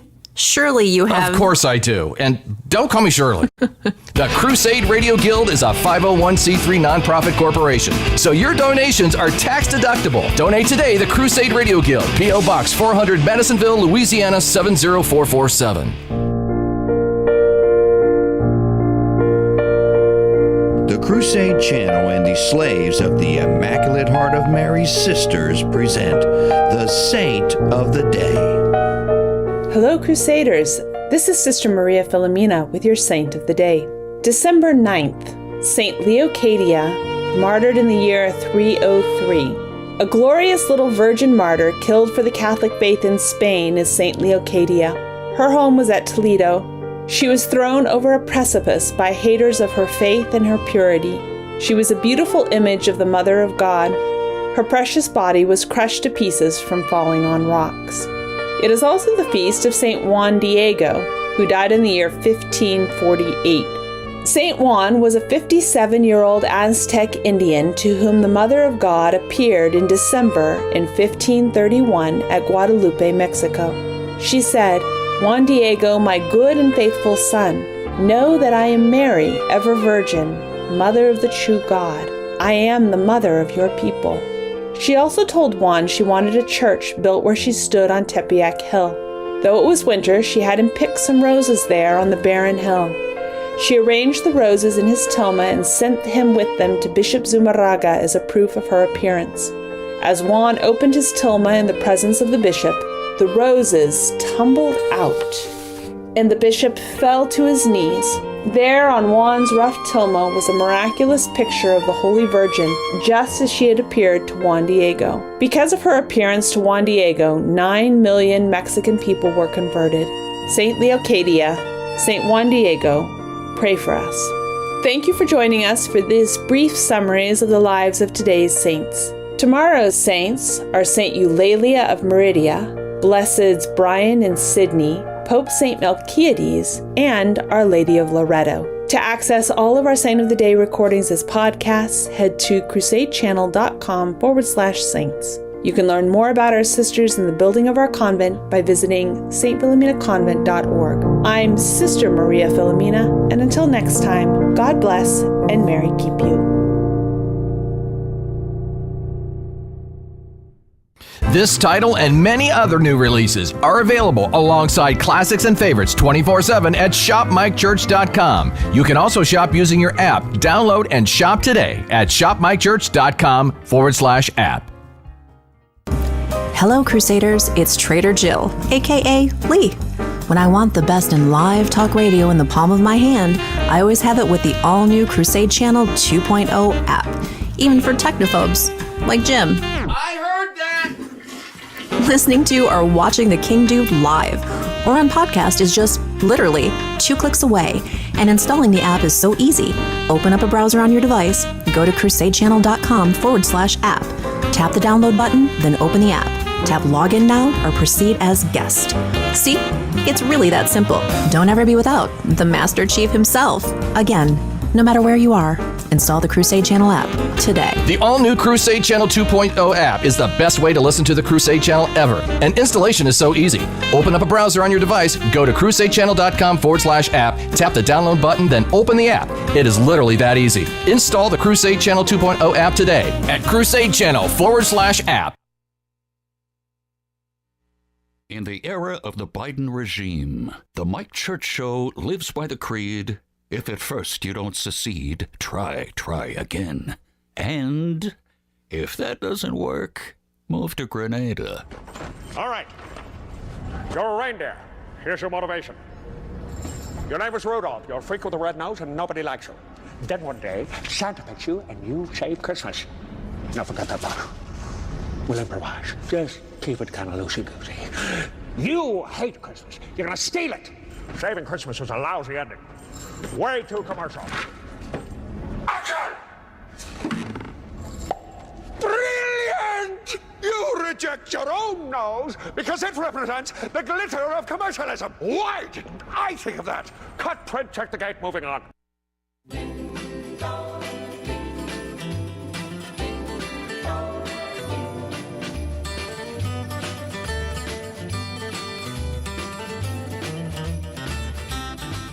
Have a holly jolly Christmas. It's the best time of the year. I don't know if there'll be snow, but have a cup of cheer. Have a holly jolly Christmas. Dude, it's snowing everywhere. When you walk down the street, say hello to friends you know and everyone you meet. Ho, ho, the mistletoe hung where you can see. Somebody waits for you. Kiss her once for me. Have a And a blessed and happy third Monday in Advent 2025. This portion of the program brought to you by the Founders Pass membership service. So you can give gift memberships again in the form of a gift membership gift card. So simple and so easy. It takes less than a minute. All you need is a name and an email address and $20 or $50. $20 gets your friend, family member, or enemy a 3-month gift membership Founders Pass, and it does everything. Chat room, podcast, live stream, live video, the whole shebang. So $20 gets your friend 3 months, and then $50 gets your friend, family member, or enemy, frenemy, a whole year. You are never billed again. It's a one and done. If they want to stay Founders Pass member, then they have to actually then go and join the service. But to get them signed up, name, email address, $20. Simple as that. crusadechannel.com/card. Now, you can even check the box at checkout when you're giving the gift card that says you would like for us to nag your friend to redeem the card. We'll do it for you, because we'll get the receipt with their name and email address as well. You can choose the date your gift membership gift card arrives. If you want it to arrive via email on Christmas Day, just like December 25th, meaning you can give them all year long as birthday presents or anything else. But for Christmas season, you could pick the 24th, the 25th, whatever date you want, and even the time of day, morning or afternoon. It literally is that easy. Will you please consider giving the gift of the Crusade Channel this year? And look, we'll do the follow-up. You don't even have to nag your friend or whatever. We'll do the follow-up and get them to redeem it. So shop with us today at crusadechannel.com /, it looks like that, /card. Or it's on the homepage. You can't miss it. Top of the page, crusadechannel.com. All right, thank you very much in advance. I'm going to finish up this Bill of Rights, today's Bill of Rights Day, December 15th.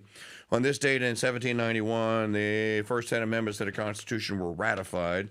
And this gentleman has written this piece at The Spectator, which is well worth everyone reading. William J. Watkins So he concludes, in a republic, the making of public policy is left to elected representatives absent a clear and palpable violation of a written constitution. State legislators and governors are accountable to the people via the ballot box. If the people disapprove of a labor regulation or a pronouncement on a social issue, they can remove the officials at the next election. Well, in theory, that's the way it's supposed to work. In theory, federal judges serve for life and never appear on any ballot. By design, they are independent, but also by design, they are to leave public policy to the elected branches of the government. They don't. That's the point of his piece. We must demand. You got to bring this about. The due process revolution has turned the federal judiciary into the most powerful branch of government. Look at what it's done to Trump. Those of you that say that he hasn't done this and he hasn't done that, well, there are a lot of things that he actually has tried to do, but he's been blocked by the federal judiciary, which now acts as the fourth branch of government, when it shouldn't even be. It should be an almost inert third branch.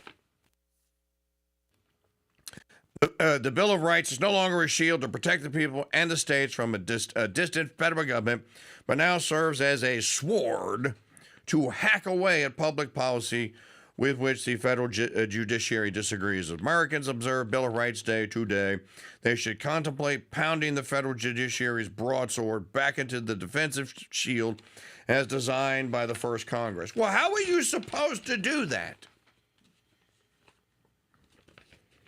My question to Mr. Watkins would be, dude, how do you propose? Look, I stopped talking about this 10 years ago because it was futile. First of all, people look at you like you have three heads, boop, boop, and boop, and the one in the center is square and colored purple. What is it incorporation doctrine you speak of? I never heard of it. I got my First Amendment right, tickety. So most people don't understand it, and if you try to explain it to them, they'll just get angry and say, "Oh, Second Amendment rights, don't you keep your hand off my gun." Did you know that your state probably has a Second Amendment? I know Louisiana does, and now we have two more amendments that basically say the federales can't touch our guns. And if you want to carry a weapon in the state of Louisiana, carry it. You legally obtained it, bring it with you. You don't need a permission slip any longer. You don't have to go apply for anything. The way it ought to be. So, we have that now, and then we have now the shooting in Australia, and then the shooting at Brown University. And of course, the first thing,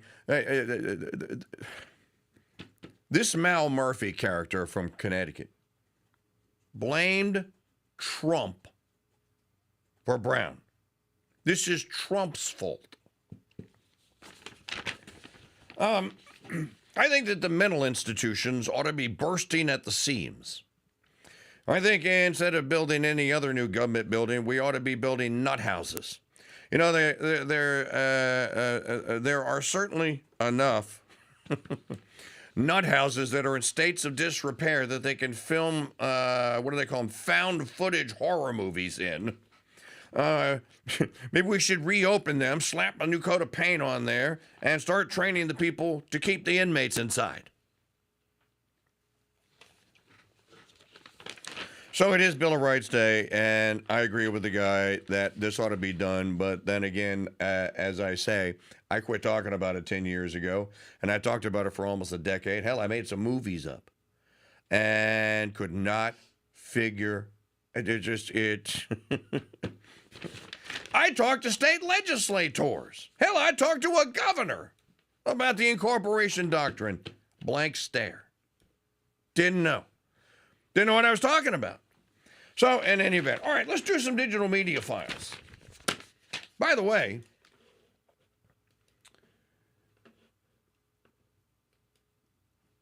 Naveed Akram and his father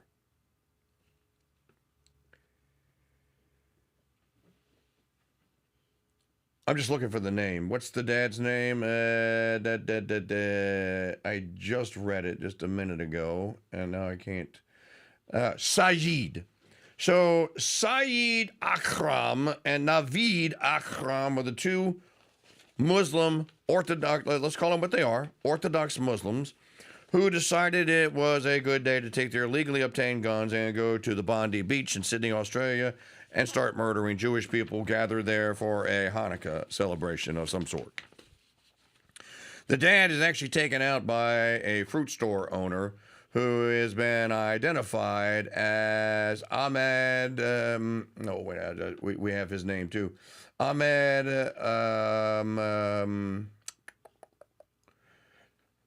It's Ahmed something Ahmed, right?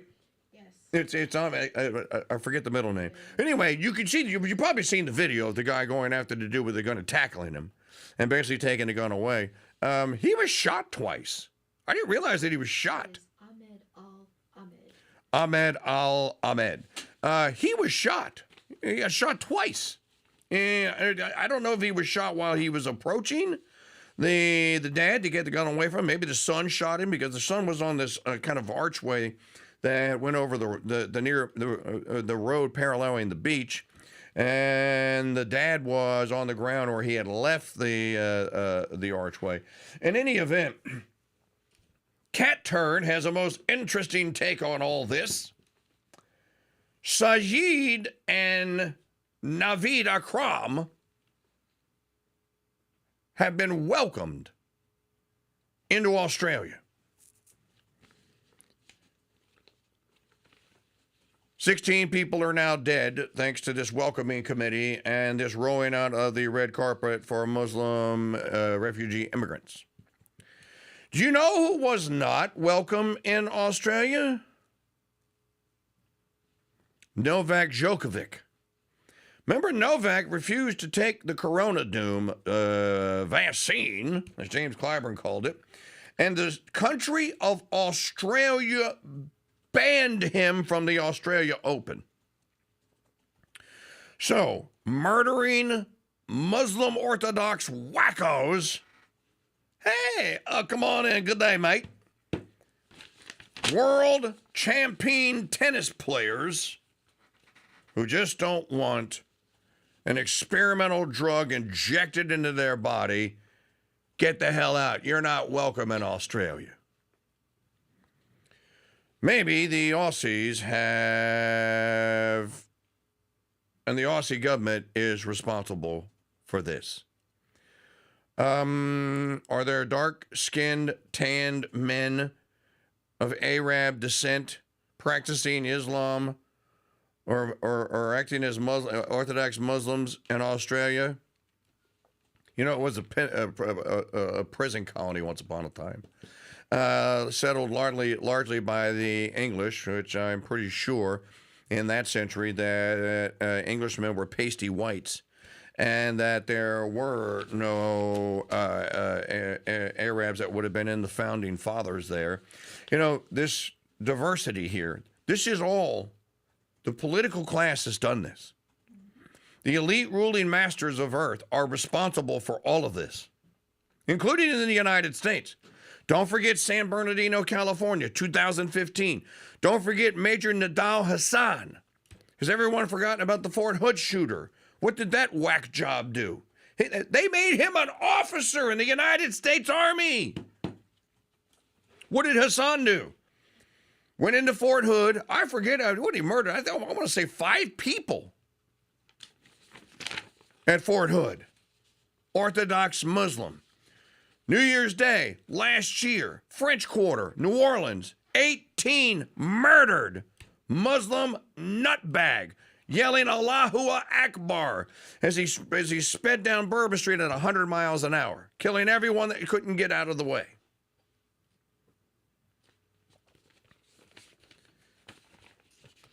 Dreher wrote a little bit about this today. One of his readers sent him a note. The past couple of months have seen a rising political right in Australia. One of the minor nationalist right-wing parties, some woman named Pauline Hanson, One Nation, has surged in the polls and has almost caught up to our major center right party. We have seen pro-Australia marches across the country organized by people sympathetic to the ethno-nationalist political position. Nick Fuentes got more popular yesterday. Naveed and Saeed Akram made Nick Fuentes more popular yesterday. What if you find out? Now let's apply the Ann Coulter rule, shall we? To Brown University. So they arrested some pasty white kid who doesn't look like he could shoot his way out of a wet paper bag. And he was all the rage yesterday. The Brown University police in the state of Rhode Island have captured the evil killer that killed 2 and wounded 12 in a Brown University classroom. And of course, he was as white as they come. Come to find out, kid was in the wrong place, wrong time, did absolutely nothing wrong. And they had to release him. 0.0. Then they had to say, well, we're sorry we released his name. But he was a white kid, you see, it's okay. You can ruin that poor white kid's life because he doesn't matter. He's whitey. Let's apply the Ann Coulter rule. Maggie, how many...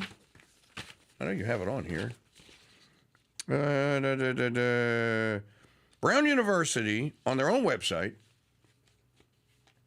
under the About tab, says it has over 800 surveillance cameras currently in operation. We checked.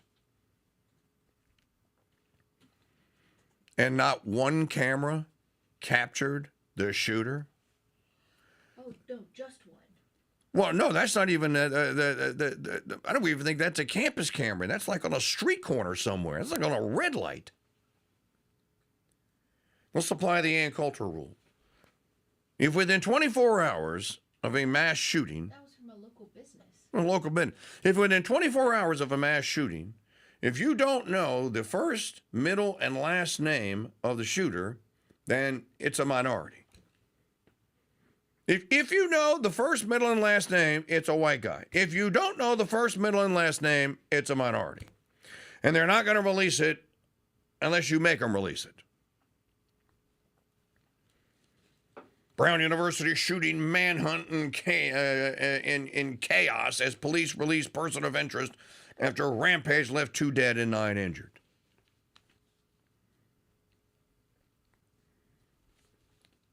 Erickson, a 24-year-old Army sniper originally from Wisconsin, had been detained from questioning over the attacks, but within hours of his name leaking to the public, I wonder who leaked it.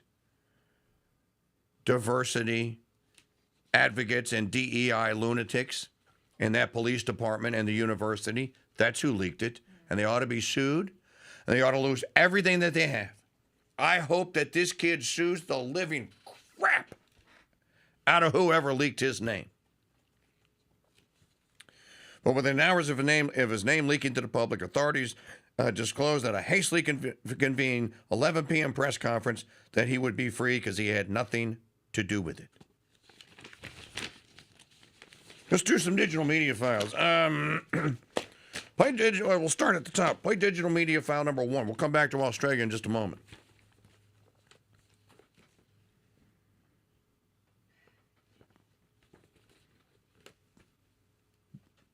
Digital media file number 1. Here we go. We have a country that potentially is geared to have the most incredible golden years ever. We're going to have, it's the golden age. I say it's the golden age of America. When these factories and plants open up by the thousands, Toyota just announced they're going to spend $10 billion building plants to make Toyotas. So they're coming from Germany, they're coming from Japan, they're coming from Canada. Many factories are coming in because they don't want to pay tariffs. Very simple. They're coming in and they're spending they're spending hundreds of billions of dollars.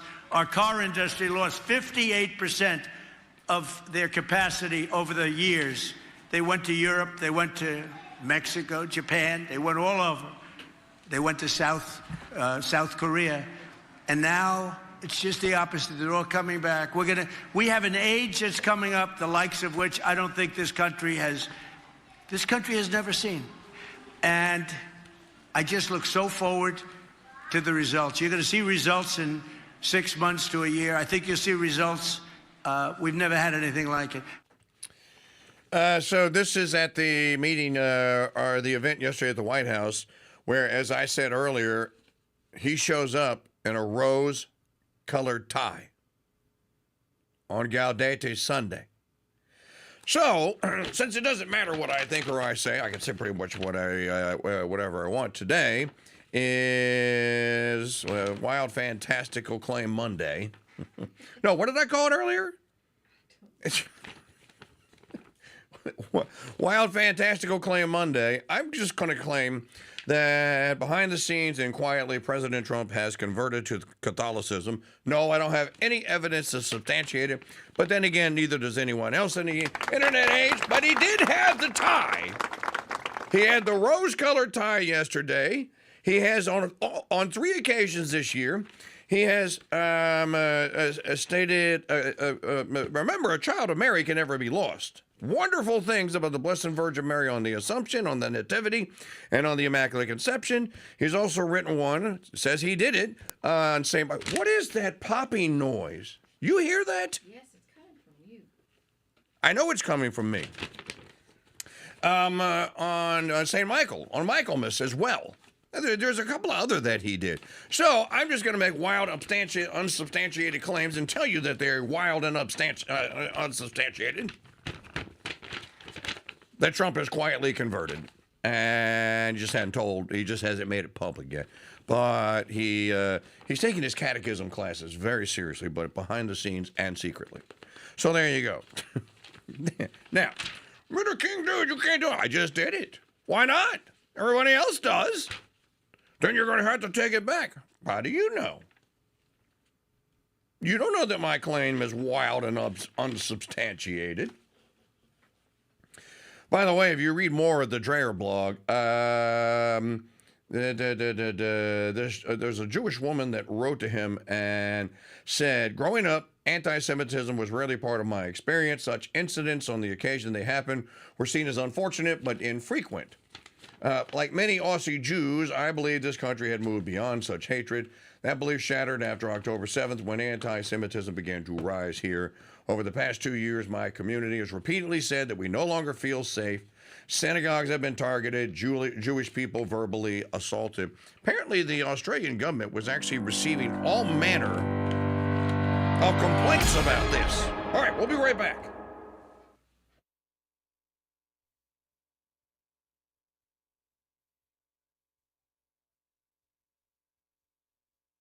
Researched, written, and performed by actual humans. Hey, what are you doing in here? Oh no. Get up! Get your hands off of me.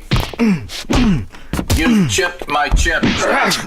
Boys, break it up. Jeez. Catch Crusade Channel News weekday mornings on Crusade Channel. Live talk and podcast radio the way it should be. No AI was harmed in the making of this radio content. We hope to next time. Do you hear that, Maggie? Do I hear what? You don't hear the sound of bees buzzing about? No, I see the result of that buzzing about in these beautiful new beeswax candles. We sell candles now? Not just any candles. These are handmade beeswax candles. Well, that explains me imagining bees. And they come in different sizes. There's a votive, a 3-day, and a 7-day size too. Well, that should start a buzz in the store. It better, or you'll get the buzz. Order handmade beeswax candles today while supplies last at shop.mikechurch.com.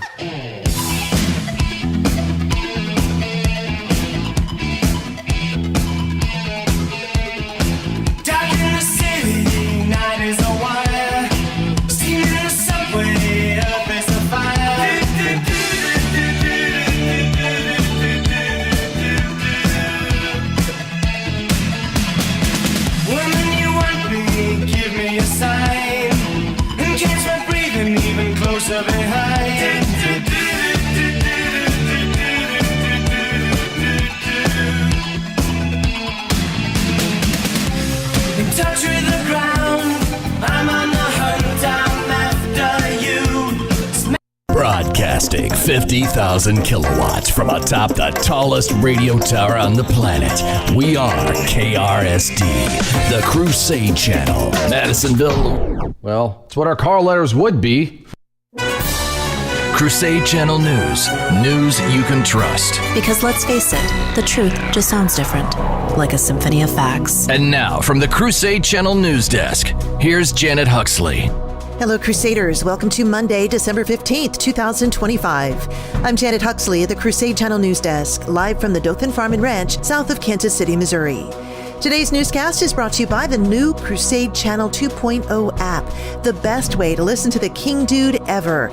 An installation is so easy. Open up a browser on your device, go to crusadechannel.com/app, tap the download button, then open the app. It's literally that easy. Here's what to listen for this hour. A shooting in Australia leaves at least 16 people dead, 40 people hospitalized. Iowa National Guard soldiers identified as victims in deadly Syrian ISIS attack. Multiple dead, several wounded after mass shooting at Brown University. Tech execs rejoice as Trump signs order kneecapping California AI regulation, and mom's Christian Advent toy to sell out completely as faith revival sweeps America. A heroic bystander tackled and disarmed a Hanukkah shooter in Sydney, Australia Sunday after the gunman opened fire, killing 16 people, injuring at least 40 others. Video footage shows the bystander sneak up on the shooter as he is firing on victims off screen. The hero has been identified by Australian media as Ahmed Al-Ahmed and was reportedly shot once in the arm and once in the shoulder as a second gunman fired on him after he tackled the first man. The two gunmen opened fire on Australia's Bondi Beach, where thousands of Jews were celebrating Hanukkah. They were believed to be a father and son duo who had a trove of legally owned guns, 24-year-old Naviv Akram and his 50-year-old father. The U.S. troops who were killed and injured in Saturday's ambush attack in Syria were members of the Iowa National Guard, a senior U.S. official told Fox News. An ISIS gunman opened fire with an automatic weapon in the central Syrian town of Palmyra, killing 2 National Guard soldiers. 3 additional U.S. soldiers were wounded in the attack. Police said Sunday a person of interest is in custody following a deadly shooting at Brown University that killed 2 people and injured 9. Police told Fox the individual was found at a hotel in Coventry, about 17 miles south of Providence. The shooting occurred in the engineering building Saturday as students were taking final exams ahead of winter break. Our quote of the day: in her voyage across the ocean of this world, the church is like a great ship being pounded by the waves of life's different stresses. Our duty is not to abandon ship, but to keep her on her course. Saint Boniface. You can learn all about today's Saint of the Day at the Saint of the Day podcast at crusadechannel.com, looking at lifestyle headlines coming up. You're listening to Crusade Channel News. When most people hear the word coffee, they conjure up visions of a ceramic mug in the palm of both hands and a woman slowly sipping. This isn't a Folgers commercial.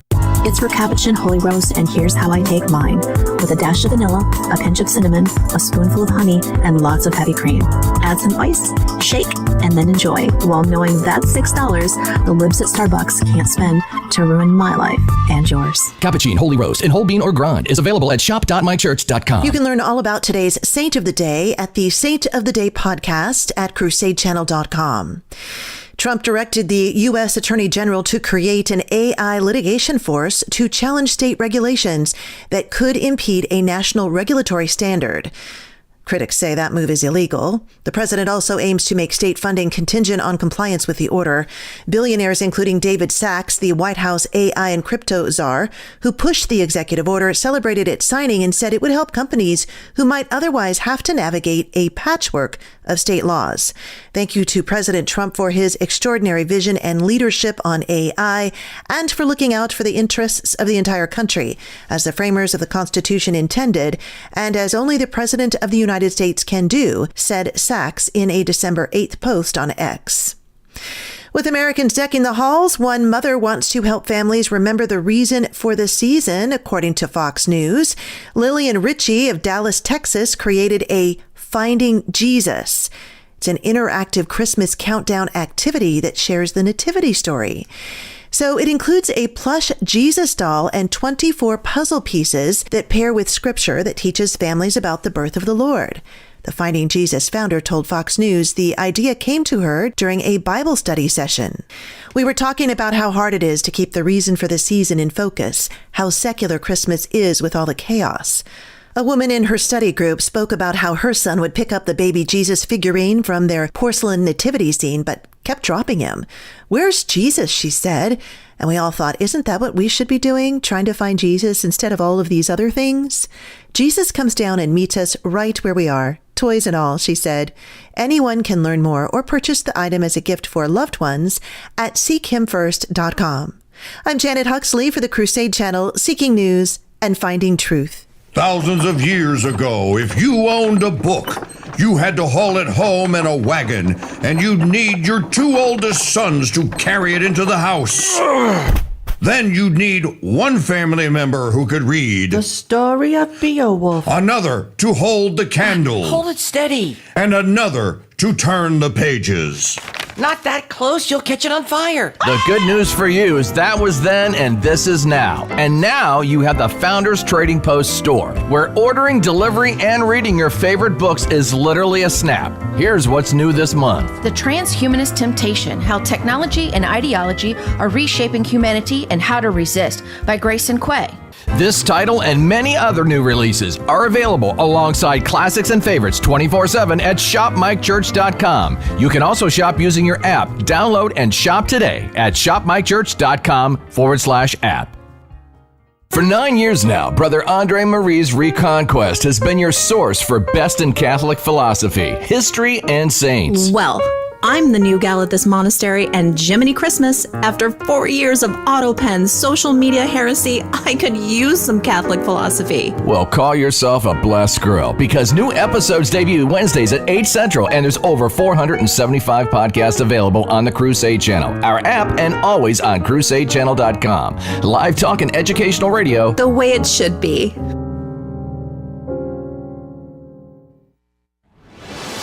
Brother Mike Church presents Flashback.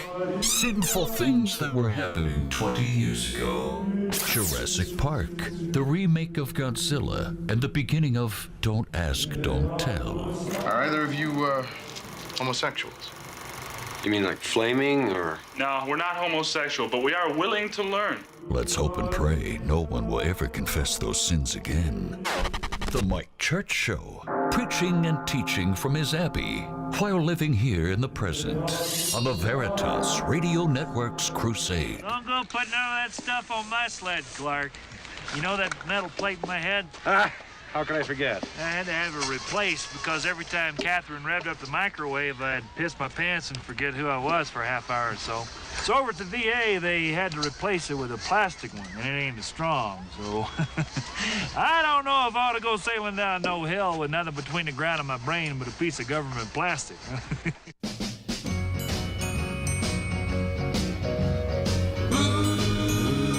Merry Christmas, Christmas comes this time each year. Well, way up north where the air gets cold, there's a tale about Christmas that you've all been told. And a real famous cat all dressed up in red, and he spends the whole year working out in his sled. It's the little Saint Nick. It's the little Saint Nick. Just a little bobsled we call little Saint Nick. But she'll walk a toboggan with a 4-speed stick. She's candy apple red with a ski for a wheel. And when Santa hits the gas, man, just watch her feel. It's the little Saint That's a good background. It's the little I like it. Hey, blessed Advent to all of you on the Feast of St. Christina today. Very interesting story. You need to get the podcast version at crusadechannel.com from Sister Maria Filomena. The broadcast version is only 1:58, but the podcast version is 6 minutes. So she tells the entire story of that saint. That happens very often. As a matter of fact, Sister Maria Filomena is doing it almost every day. So thanks to the slaves to the Immaculate Heart and Mary, blessed Advent to our beloved sisters there. You can catch their podcast every day of the week right there at crusadechannel.com. This portion of the program brought to you by the Founders Trading Post store, shop.mikechurch.com, Beast and Butt Rub, Chicken Mamu, steak, Acadiana steak seasoning. You get all three in the Barbecue Grill Master gift set. So sign up today. Give one away today. Shop.mikechurch.com or 6. Actually, you could choose 5. The Catholic Saint tea set with the great book, Making Tea with the Saints, and the little teapot, and then the 5 samples of teas. The coffee set, which is flying out of the store with, as a matter of fact, we might run out. With the Capuchin Holy Roast coffee mug and the bag of Christmas roast, or Christmas blend rather, from the brothers at Abbey Roast, and then the Capuchin Holy Roast, and then the beautiful coffee scoop, handmade and engraved by our dear friends at Glory Be. Just 5 sets are all waiting there for you, already done, ready to go. Ladies, you're looking for something for your husband? You got the Barbecue Grill Master. You've got the Catholic Gentleman set with his beautiful Vendée Sacred Heart tie. Too much stuff to tell you about. Shop with us today. Shop.mikechurch.com. And if you can't figure out what to give that special someone, give them a trading postcard. Any amount you want. So shop.mikechurch.com. Help us break the single month sales record. But you got to go and shop today. And yes, we will ship it to anyone you want anywhere in the U.S. Shop.mikechurch.com. Mario Nafal has a interesting screed on X.com.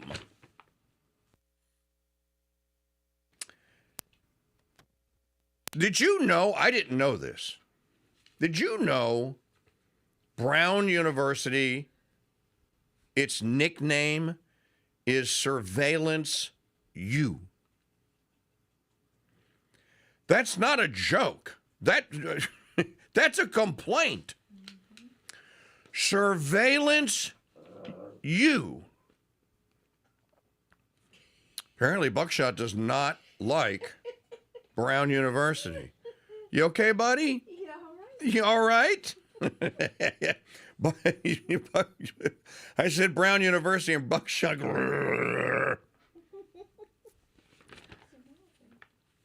There are over 800 surveillance cameras currently in use at Brown University, and not one of them got one solitary picture because people like them pictures of the perp. The only image or video that has surfaced thus far comes from a business across the street from the campus. Now, because I said this last hour. Now today is the day. It's Monday, so today is wildly unprovable claim day, as I proclaimed it earlier. You know, I should write it down so I could get the same title. But this one is not a wild claim that will probably be proven to be false, like everyone else's. Brown University is also DEI Central. They're covering up the dark person that did this, or the tranny, or the homo, or the lesbo. They're covering it up. They know exactly who they're looking for. They certainly have a description. There's no way you have 800 surveillance cameras on that campus and somebody just waltzed right on in there, shot the joint up, and then left, and not one single image of the shooter. Lies. All lies. Well, not only the 800 cameras, but think about all the cell phones. How many people on that campus had cell phones? Not just students, but faculty as well. That's a lot of cameras. Someone had to. I mean, we had a bunch from Utah when Charlie Kirk got murdered. Sure did. So where's the evidence, bro? Yeah, if you want a new conspiracy theory, all of you conspiracy theory people out there, this is a great one here. And again, I call this the Ann Coulter rule. We're 24 hours out. We do not have the first, middle, and last name, so we know it's not a white guy. If they had a white guy, you'd know first, middle, last name. You'd know fourth grade teacher. You'd know the first time that he was ever called a racist. You know the first time he was ever called a sexist or a homophobe. You know the whole shebang. Because remember, all the world's problems are the fault of white people. And if they're not, we'll just cover it up. By the way, no white people shot anyone at Bondi Beach in Sydney, Australia yesterday. A bunch of white people were shot. No, white people shot anyone. I just want to point that out. Men of church, please, why are you breaking everything about race? Because they do. Because they do.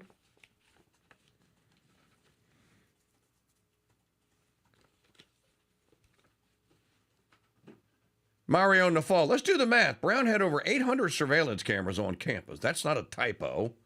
That's one camera for every 9 undergrads, or roughly equal to the number of full-time faculty. Think of it as a private Ivy League with Ivy League pricing and Walmart Supercenter security aesthetics. Students didn't call it their surveillance school as a joke. It was a diagnosis. So how, in a place wired tighter than Fort Knox on Adderall, did a shooter open fire, flee the scene, and manage to disappear? It's not like they were sneaking out of a dive bar. The university's surveillance system, praised in official tours and quietly loathed by students, isn't a safety net. It's a placebo. It makes administrators feel secure and students feel watched without actually catching the one person you'd want it to. Here's the truth they won't print in the alumni magazine. Cameras don't stop crime, they record it. And if you're lucky, they help identify the suspect after the fact. But only if the footage is usable. Someone's reviewing it, and tiny detail, the camera wasn't pointed at a vending machine. And don't even start with the "we released a video." Yeah, the cops dropped a 10-second clip of someone maybe walking away. By the way, someone, dude, looks like a white guy.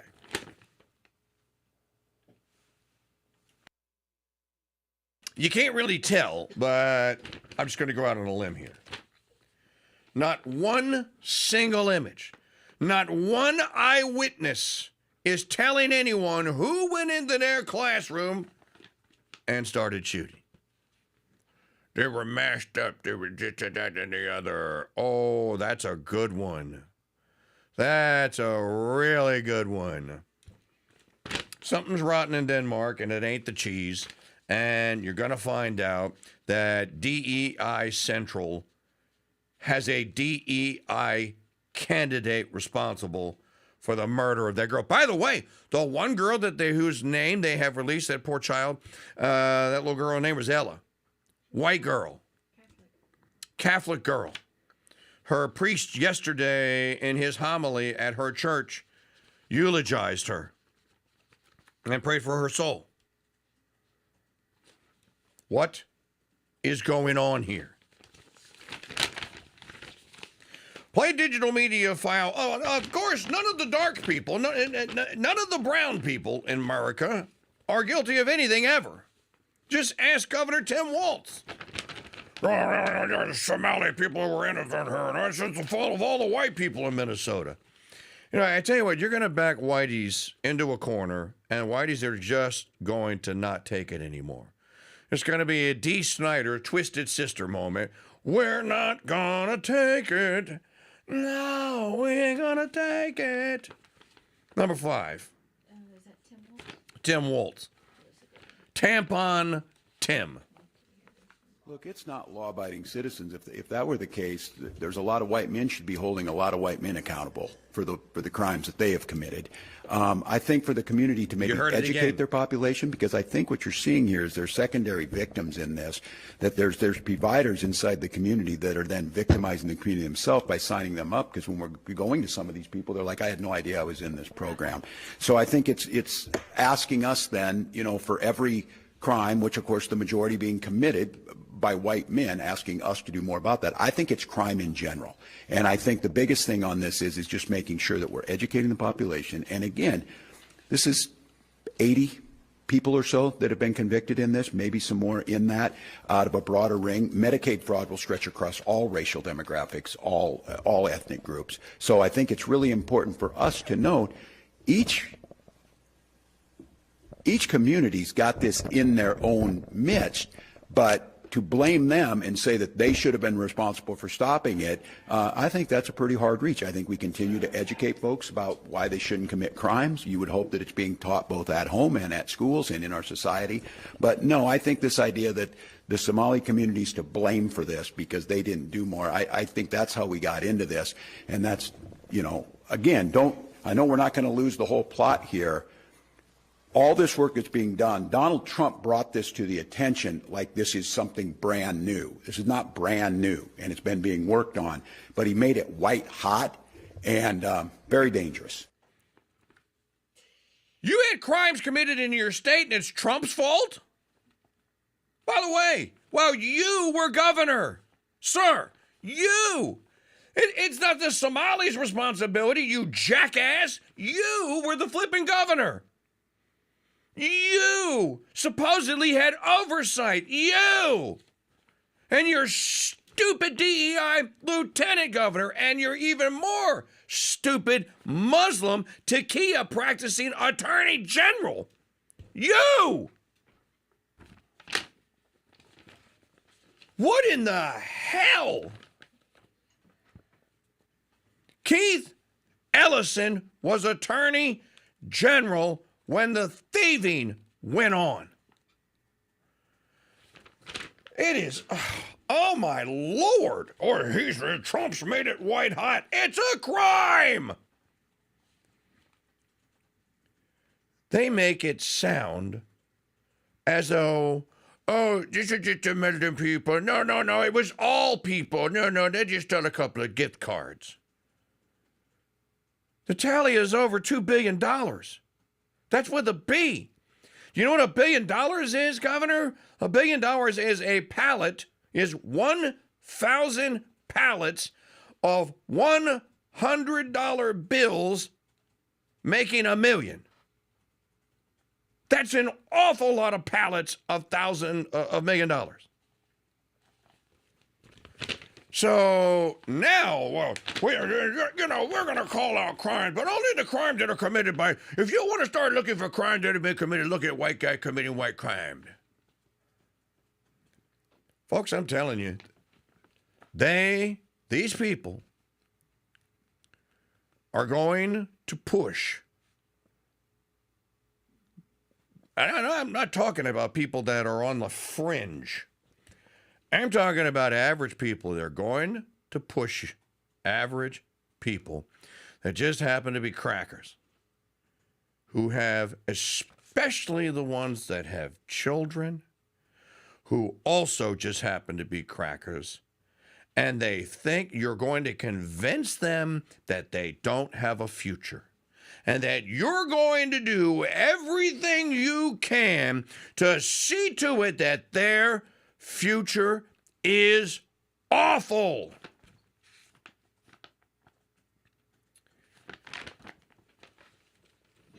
And they're not going to take it. There's going to be a Twisted Sister moment, and they're not going to take it. We're not going to, I'm telling you.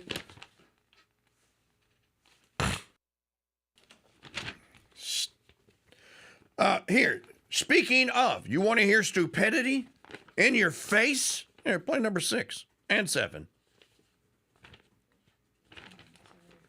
This is Elon Umar. Everybody knows that I came to the United States at the age of 12, and that I'm a wonderful person, and that this is, of course, it's just a mean orange man bad. He's out to get me. Everybody knows I came to the United States at the age of 12, gained my citizenship at the age of 17, and I am an elected representative in the House of Congress, and so the House of Representatives in Congress. And so for me, you know, I look at it as a display of his ignorance, and I see it as a national embarrassment that he continues to say those kind of things, even though he does know what the truth is. First of all, ma'am, U.S. Code, United States Code, says you have to be 18 years old to become a citizen. You can't even file to become a citizen until you're 18. Did you know that? I looked it up. The code says you can file to be a citizen when you're 18. She just said I became a citizen when I was 17. That's a lie.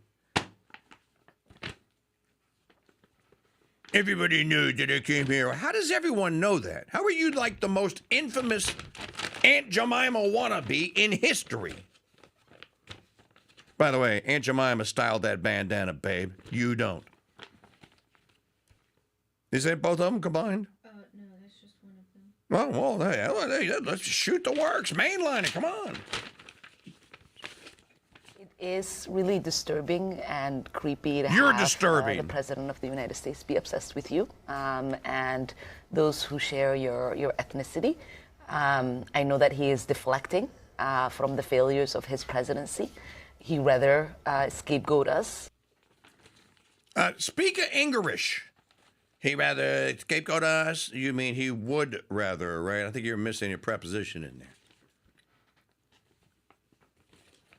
Those who share my ethnicity. I'm going to tell you what's going to happen to those that share your ethnicity. The word on the street is Somalians are bad people. What can I do? We're not supposed to. Screw that. Start judging them. Judge them, find them, kick them out. Enough of this. I mean, my Lord. Has she ever formally come out and stated clearly and precisely, I never married my brother? No, she hasn't, ever. There you go. She just lied. She just said she became a U.S. citizen when she was 17. You're the first person in history. U.S. Code, which was modified in 2005, you can't even apply until you're 18. You know what? I want to see the document. I want to see her citizenship record. Now, I'm thinking that it might exist somewhere. Although, is this live? No, this is yesterday. That it might exist somewhere because they haven't come out and said, because Stephen Miller has gone and said, well, we researched this. She's not a citizen. Because if she wasn't, if the document did not exist, I think that you would know about it. All right. And there it goes again. I think it's this switch. I think the switch is finally fried. A little radio, inside radio baseball here. This portion of the program, again, just reminding you, help us break the sales record, and you're supporting the Crusade Channel, but you get a great gift in the process. Go to shop.mikechurch.com. Shop.mikechurch.com.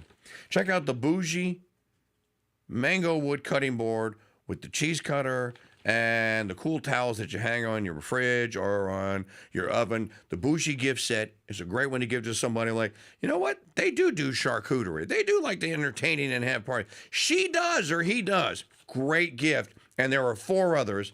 Get them all today. We'll ship them out anywhere you want. Well, look, the days to Christmas are getting closer. So the earlier you can purchase, the more guaranteed that you can arrive in time. Shop with us today. Shop.mikechurch.com.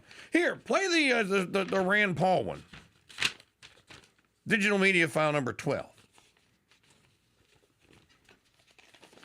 So he's asked the question, well, do you think that we should be on standby and on high alert for anti-Semitism? And he says...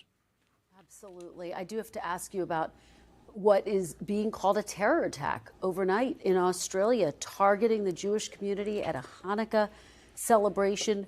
Senator, do you believe the United States needs to be on heightened alert in the wake of what happened in Australia? You know, I'm not sure. I don't know if I know enough about that attack yet, but it doesn't sound good. There does seem to be a rise of anti-Semitism around the world, in our country as well.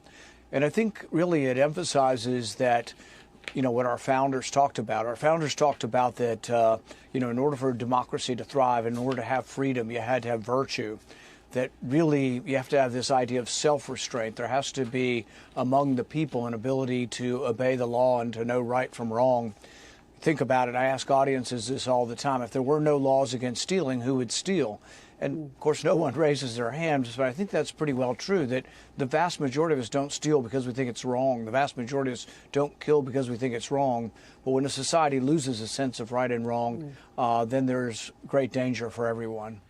So John Adams famously said that our Constitution is made for a Christian people. It is wholly inefficient or ineffective to anyone that's not.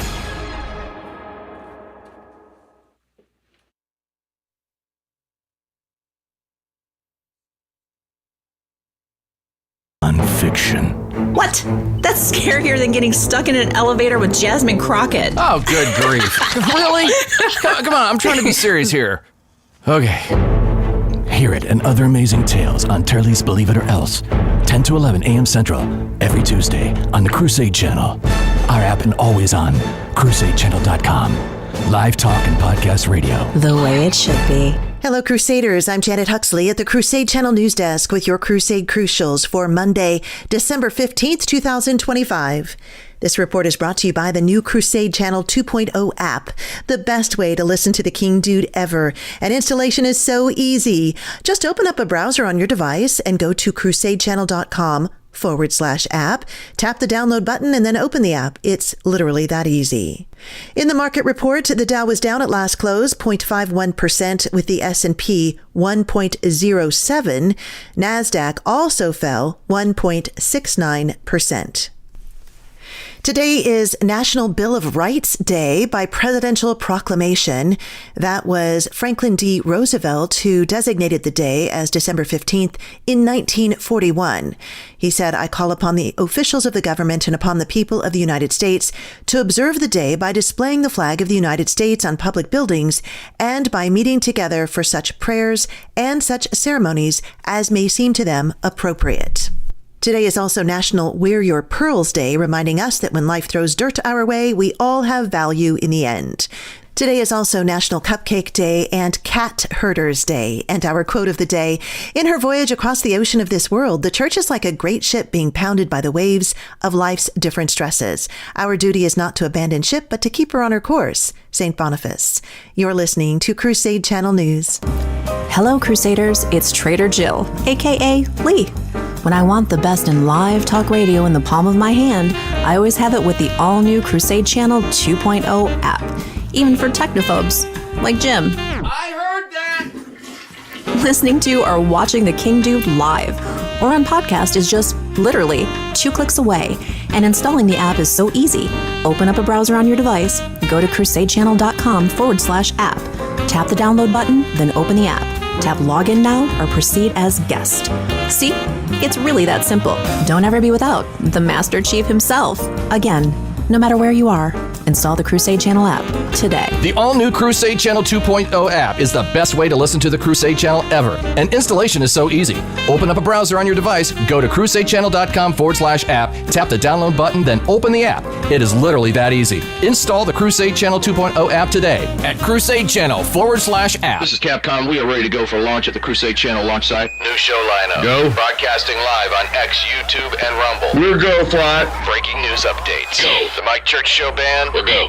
We're go for launch for the Crusade Channel 4.0 mothership. 2, 1, lift off. On August 4th, the Crusade Channel launched Crusade Channel 4.0, the mothership. And now you can see why everyone else is lost in space. Okay, please enter the 9-digit 2-step authorization code we just emailed you. Jeez. What do you mean, prove I'm human? Okay, that's a car. That's a car. That's a car. Those are not cars. Please try again. Oh my gosh. I'll show you. Try again, stupid piece of AI mother. Here, try this. Jim, what are you doing? Good grief, man. This isn't Office Space the movie. What are you trying to do? I just wanted to send the KingDude a donation through the stupid computer. Like Trump, the KingDude makes everything better, including donating, which you can now do by mail. Mail? They still have that? Of course they do, and the King Dude's keeping the ponies running on time and in business. Just snail mail your donation to P.O. Box 400, Madisonville, Louisiana, 70447. Ha! And you can't. You're such a boomer. Me this time. And wait a minute. I know they're around here somewhere. There! Ha-ha! Dude, those are airmail stamps from the movie Airplane. Surely you have... Of course I do. And don't call me Shirley. The Crusade Radio Guild is a 501c3 nonprofit corporation, so your donations are tax deductible. Donate today, the Crusade Radio Guild, P.O. Box 400, Madisonville, Louisiana, 70447. The Mike Church Show.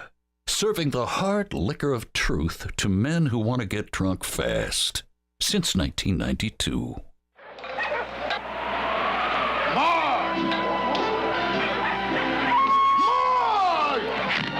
Mush! Don't you understand, North Pole talk? Mush! What's this? Hey, you get frostbite that away. Who are you? Who am I? The name's Yukon Cornelius, the greatest prospector in the North. This is my land, and you know, it's rich with gold. Gold! Gold and silver, silver and gold. Wahoo!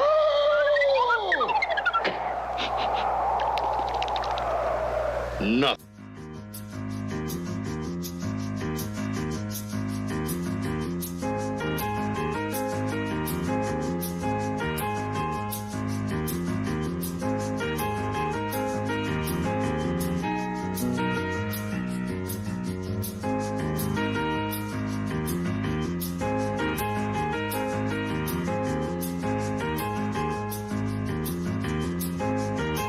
Performing this show with 100% of my Christmas and Advent spirit tied behind my back, just to make it fair. It's the Mike Church Show here, the longest-running, long-form, continual radio program on air anywhere in the world. America's morning show, a crusade for the truth. Today, folks, I formalized it. Today is Unconfirmed Sensational Claim Monday. This portion of the program brought to you by the Founders Pass membership service, Gift Memberships. You are the marketing department. Your mission, should you choose to accept it, mister, is to give a $20 gift membership to a friend. Here, spend $100. Give $5. We should have a contest and give something really, really cool away to the person that signs, that buys, and then has the most gift membership cards activated. This here, just count that that's a contest. Look, you probably only have to get 1 or 2 activated to win in this audience here. But if I take a Facebook ad out and I spend some money on Facebook, then I might be able to up the odds a little bit. That's a great idea, man. We should do that. Shop crusadechannel.com/card. $20 gets you a friend, enemy, or family member 3 months of Founders Pass membership, the whole 9 yards, and you only pay once. And they do get this nifty little gift card. It won't be as thick as this one, but it'll look exactly just like this. Okay. $50 gets them a full year, a 1-year gift membership. It has all the benefits of a Founders Pass membership: podcast, video, audio stream, archives, chat room, the whole shebang. So sign a friend, family member up today. Put them in, just get a bunch of them. Put them in stockings. And check the box that you know you want Cajun Mama, my sister Melissa, to nag the living daylights out of whoever you give it to get them to redeem it, because she will. Trust me on that. And if Cajun Mama won't do it, dude, I will put Ashley Durand on you. And you will never get rid of her until you cash it. We have some persistent ladies at the Founders Trading Post store. Trust me. I know from personal experience.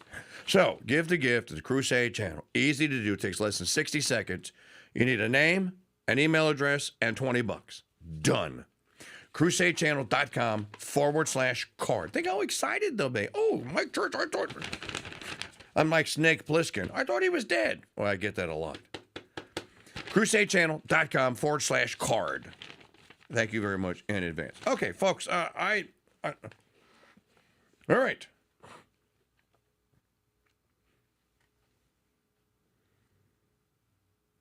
I take it all back.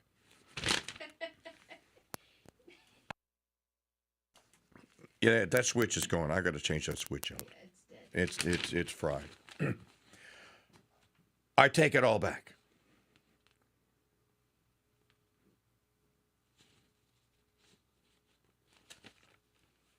What in Dude's name makes you promote a book your dead husband supposedly wrote that promotes Judaism and you're a Catholic? I take it all back. It's just very Are you telling me that book that's legit, right? That's the book. That book, Stop in the Name of God, what it actually says, if you look at it from a distance, is Stop God. That's what it says. That's what Schaefer said. The book says Stop God. Why honoring the Sabbath will transform your life. Oh, it'll transform your life, all right. And your afterlife. This is what Erica Kirk was promoting on CBS.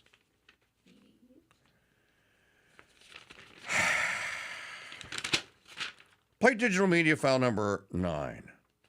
I don't even want to hear it, but I want people to hear it. By the way, if you want to keep the Sabbath holy, that's Sunday now. Technically.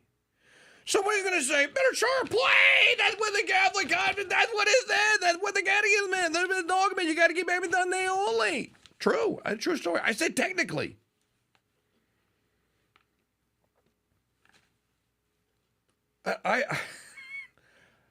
I'm simply stunned. Talk about taking advantage. This is not going, Erica, this is not going to sit well with people. People are now going to start going, I don't know, maybe Candace Owens is right. Like me are going, I don't know. Charlie Kirk, Stop in the Name of God. Why Honoring the Sabbath Will Transform Your Life, a book he supposedly wrote and intended to release. By the way, Christmas book releasing was last month. You release it at the end of November, not in December. Number you're going to play number 9, I think. Is there anything specific that Turning Point can do to combat anti-Semitism? Yeah, so we're all of our college campus and high school campuses, we have these conversations. And our students understand exactly my heart and Charlie's heart and the sentiment of everything I just said. We have Shabbat dinner happening at AmFest. We have individuals in our chapters who are Jewish. We have people that are going to be having booths. We have an exhibit hall at AmFest that are Jewish, that have Jewish organizations. The only way to combat evil, just like Charlie did, is with dialogue and not being afraid to do it. No, that's not true. These things that are being said, you need to counter it with the truth. And if you don't, there's a void and a vacuum. And so even though they're a small number, they get louder and louder. So we need to do our best, which we're doing our part. We're going to continue to do our part to make sure that the truth is always heard. We'll amplify it even more. And we're going to do the best we can, but we need the whole community. We need everyone in on that. There's enough Christian persecution going on around the world, ma'am. I don't need to go looking for other religions to defend. As a matter of fact, the only one I'm going to defend is the Catholic faith.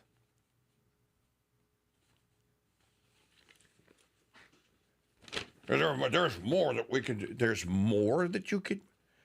And did they release the book? Was the book talked about on this? You said this is a CBS town hall, right? Okay. So the book was talked about.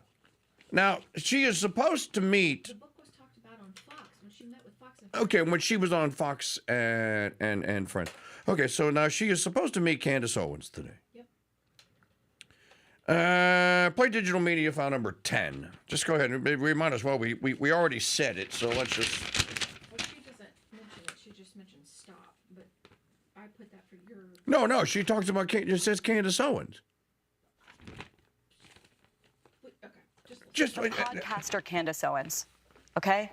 At one time, a friend of Charlie's. At one time, an employee of Turning Point. She has been one of the main peddlers of these conspiracies. And she is making a huge amount of money on it. She is building her business off of these lies.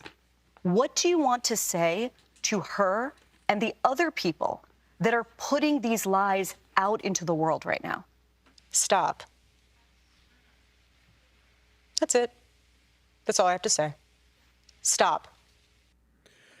Now, supposedly, now where do you hear that there is this meeting that's supposed to go on? She posted it. She tweeted it. Okay, she did. All right. And Candace, yeah. Give us an update. So Erica Kirk tweeted that or posted it on X, and then Candace Owens retweeted it and said, "I'm looking forward to this meeting. Thank you." And that was that. So that's how we know this meeting is occurring today. But if you look at the video, when the lady mentions Candace Owens, her eyes, Erica's eyes, completely change. Watch. Smiling. Okay.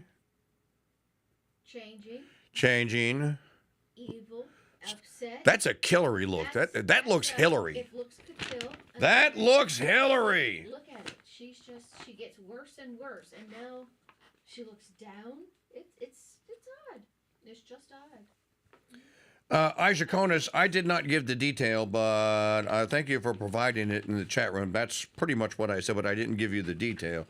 As he points out, the Sabbath was changed, as Don Garanger says, based on the fathers and the doctors of the church, to Sunday because of three events. The resurrection, that's a Sunday. The proclamation of Jesus as God, when St. Thomas saw our Lord a week later, Sunday. And, of course, the coming of the Holy Ghost, Pentecost, Sunday, not Saturday. So, or Saturday, Sabbath day. There's etymology of all the days of the week. The one that I know most is Thursday is Thorsday.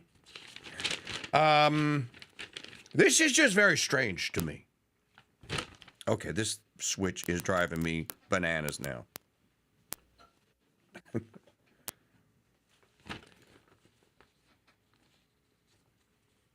Let me ask Magdalene Rose, our political affairs correspondent. Did you see the Erica Kirk, we're all Jews now, CBS town hall last night? Yes, I watched all of it. Did you see that last week? Apparently I missed this. I didn't see this. That there is now a Charlie Kirk book, which if you view the cover from 10 feet away says, "Stop God." Yes, that was the one he was working on before he died. I had seen no mention that he was working on a book. I'm not saying that he wasn't, but I didn't see that he was. So you were actually aware of this? Yeah, he had spoken about it at a couple of events, and he had talked about it in the context of the Sabbath for his life. This was well known before he died. Okay, so why honoring the Sabbath will transform your life? You're a Catholic. I'm a Catholic. No one I know calls Sunday the Sabbath. Do you? No, but they're part of that area of Christianity that does. And he had spoken about how after he got married, it was the main practice that him and Erica did. And the only time he broke it was when he was trying to make Vance vice president. Okay, so is this meeting then twixt Candace Owens and Erica Kirk, is it actually going to happen? I think it is. I think Erica doesn't have a choice. And I think I mean, honestly, I think the level of character assassination of Erica Kirk, we don't even really see in the conservative world because it's everywhere, and it's by women across the political spectrum. Erica has a real problem that she has to handle here. Okay, well, help us out here, because we're guys. What's the real problem? Yeah. Well, Candace has created a situation. This is, I mean, honestly, this is to me is separate from the assassination, really, truly, where women have now turned against Erica Kirk. They're calling her demonic. They say she's a faker, that she never loved him. And I have to be honest, I think Candace Owens did this on purpose. I think she hated her, or there was jealousy or something, because separate from the assassination, what she has accused Erica of, faking love for him, being a pageant queen with no brain, she knew the language to get women to turn on Erica, and that's what's happening. So Candace Owens knew the language to get people to turn on Erica Kirk. That's what you're saying? Absolutely. And she used similar language when she was going against Blake Lively across the board. Candace has orchestrated a character assassination that Erica may never recover from, completely separate from the assassination. Okay, so when we played the video just now, if you look, Maggie, okay, what say you? What say me about what? What she just said? You're having a dialogue. Well, all I did was I told you when I watched that video, the first thing I noticed as a female is when the name Candace Owens is mentioned, Erica's facial expressions and her eyes completely change. Like, she hates this woman so much that just the mere mention of her name changed her outward appearance. And women can feel that visceral hatred toward another woman. It happens. That's all I'm saying I saw. So, Magdalene Rose, was there any, forgive me, because I was just like ancillary to the TP USA cinematic universe. There's the Marvel cinematic universe. Apparently, there's the TP USA cinematic universe. I was not a member. So I certainly wasn't following it, but apparently there was. Was there any indication that there was dislike in the TP USA CMU for Erica Kirk prior to Charlie being assassinated? Absolutely not. There was nothing. This woman was so private about Kirk that the people closest to him really for about a year, when they didn't announce they were dating, thought she was his assistant. And it was only after they'd been together a little over a year that they even made it public. My frustration with this is that in a world of political grifters and people who, in a lot of ways, sometimes get married for fame, and that just wasn't Erica. And Candace said that Erica doesn't get to have it both ways. She doesn't get to want fame and attention and then cut us out. Erica didn't ask for fame and attention. Someone assassinated her husband. But that's what she says. She's likening her to Meghan Markle. She wants us to feel the same about Meghan Markle as we do, Erica Kirk, rather, about Meghan Markle. Okay. Well, I hope that they have this meeting today, and I hope that there is some little smoking of the peace pipe there, and then you can come out afterwards and say, okay, well, it was all just a great a misunderstanding. We're BFFs again, or we're BFFs now, and we're I'm going to get back to running TP USA. She's going to get back to doing whatever it was that she was doing previous to the Kirk assassination, and the trial will reveal a lot, and that's pretty much all we have to say about it from here on out. You know, it may also be that there may be a lawyer or two in that room. Yeah, I hope so. I hope Erica protects herself against this. So I think the problem for Erica here is that she does not really understand, in a lot of ways, the viciousness of the conservative world, because she didn't really have a role in it. Like, she was his wife, she was involved, but she wasn't running Turning Point. So when Candace gets up and does this to her, I'm not surprised. A lot of people aren't surprised, but I think Erica is, and that's the learning curve for her here. I'm just going to say, okay. Let's just pretend that one of the players in this saga is me. And that I have decided, and I'm going to make it my life's work, that I am going to pursue this particular angle on a story, and this particular person that I say is responsible for this angle on a story, and I'm going to pursue it to the ends of the earth, until I get resolution on it, which is to prove that I am correct. If I, as you people know me, if I were to do that, what would people think of me? What would you think? Well, I would think you were doing investigative work. And this is why I say this is separate from the assassination now. There's an effort by Candace to dig into things, to evaluate what's happening. But there's also this secondary effort, which is to make it so that nobody from Turning Point can ever not be criticized for things. Like, she wants to make it that Turning Point is evil in this. She has said multiple times that people close to Charlie who run Turning Point betrayed him and caused what happened or knew what was going to happen. If you are basically saying that his own organization assassinated him, that is different than you pursuing the truth about something or trying to find out what happened. There's two factors here, and I think that the character assassination of Erica Kirk is the second factor, not the pursuing of what happened with Charlie Kirk's assassination. So, I think that this whole thing is a distraction, actually. And I don't think that the conservative world is going to be saved by either one of these two sides. I don't think that the cause of conservatism, which is at the end of the day, to me, is the promotion of New Christendom, is going to be advanced by either one of these two things happening. Whichever side ultimately comes out, or whichever side is viewed as being the victor, if indeed that's even possible. And I don't know, what does victory look like? For the people that are so dedicated and devoted to this, what does victory look like? Somebody's life ruined, an institution destroyed, or on the other hand, someone else's reputation ruined, and that institution that destination destroyed. That doesn't sound like victory to me.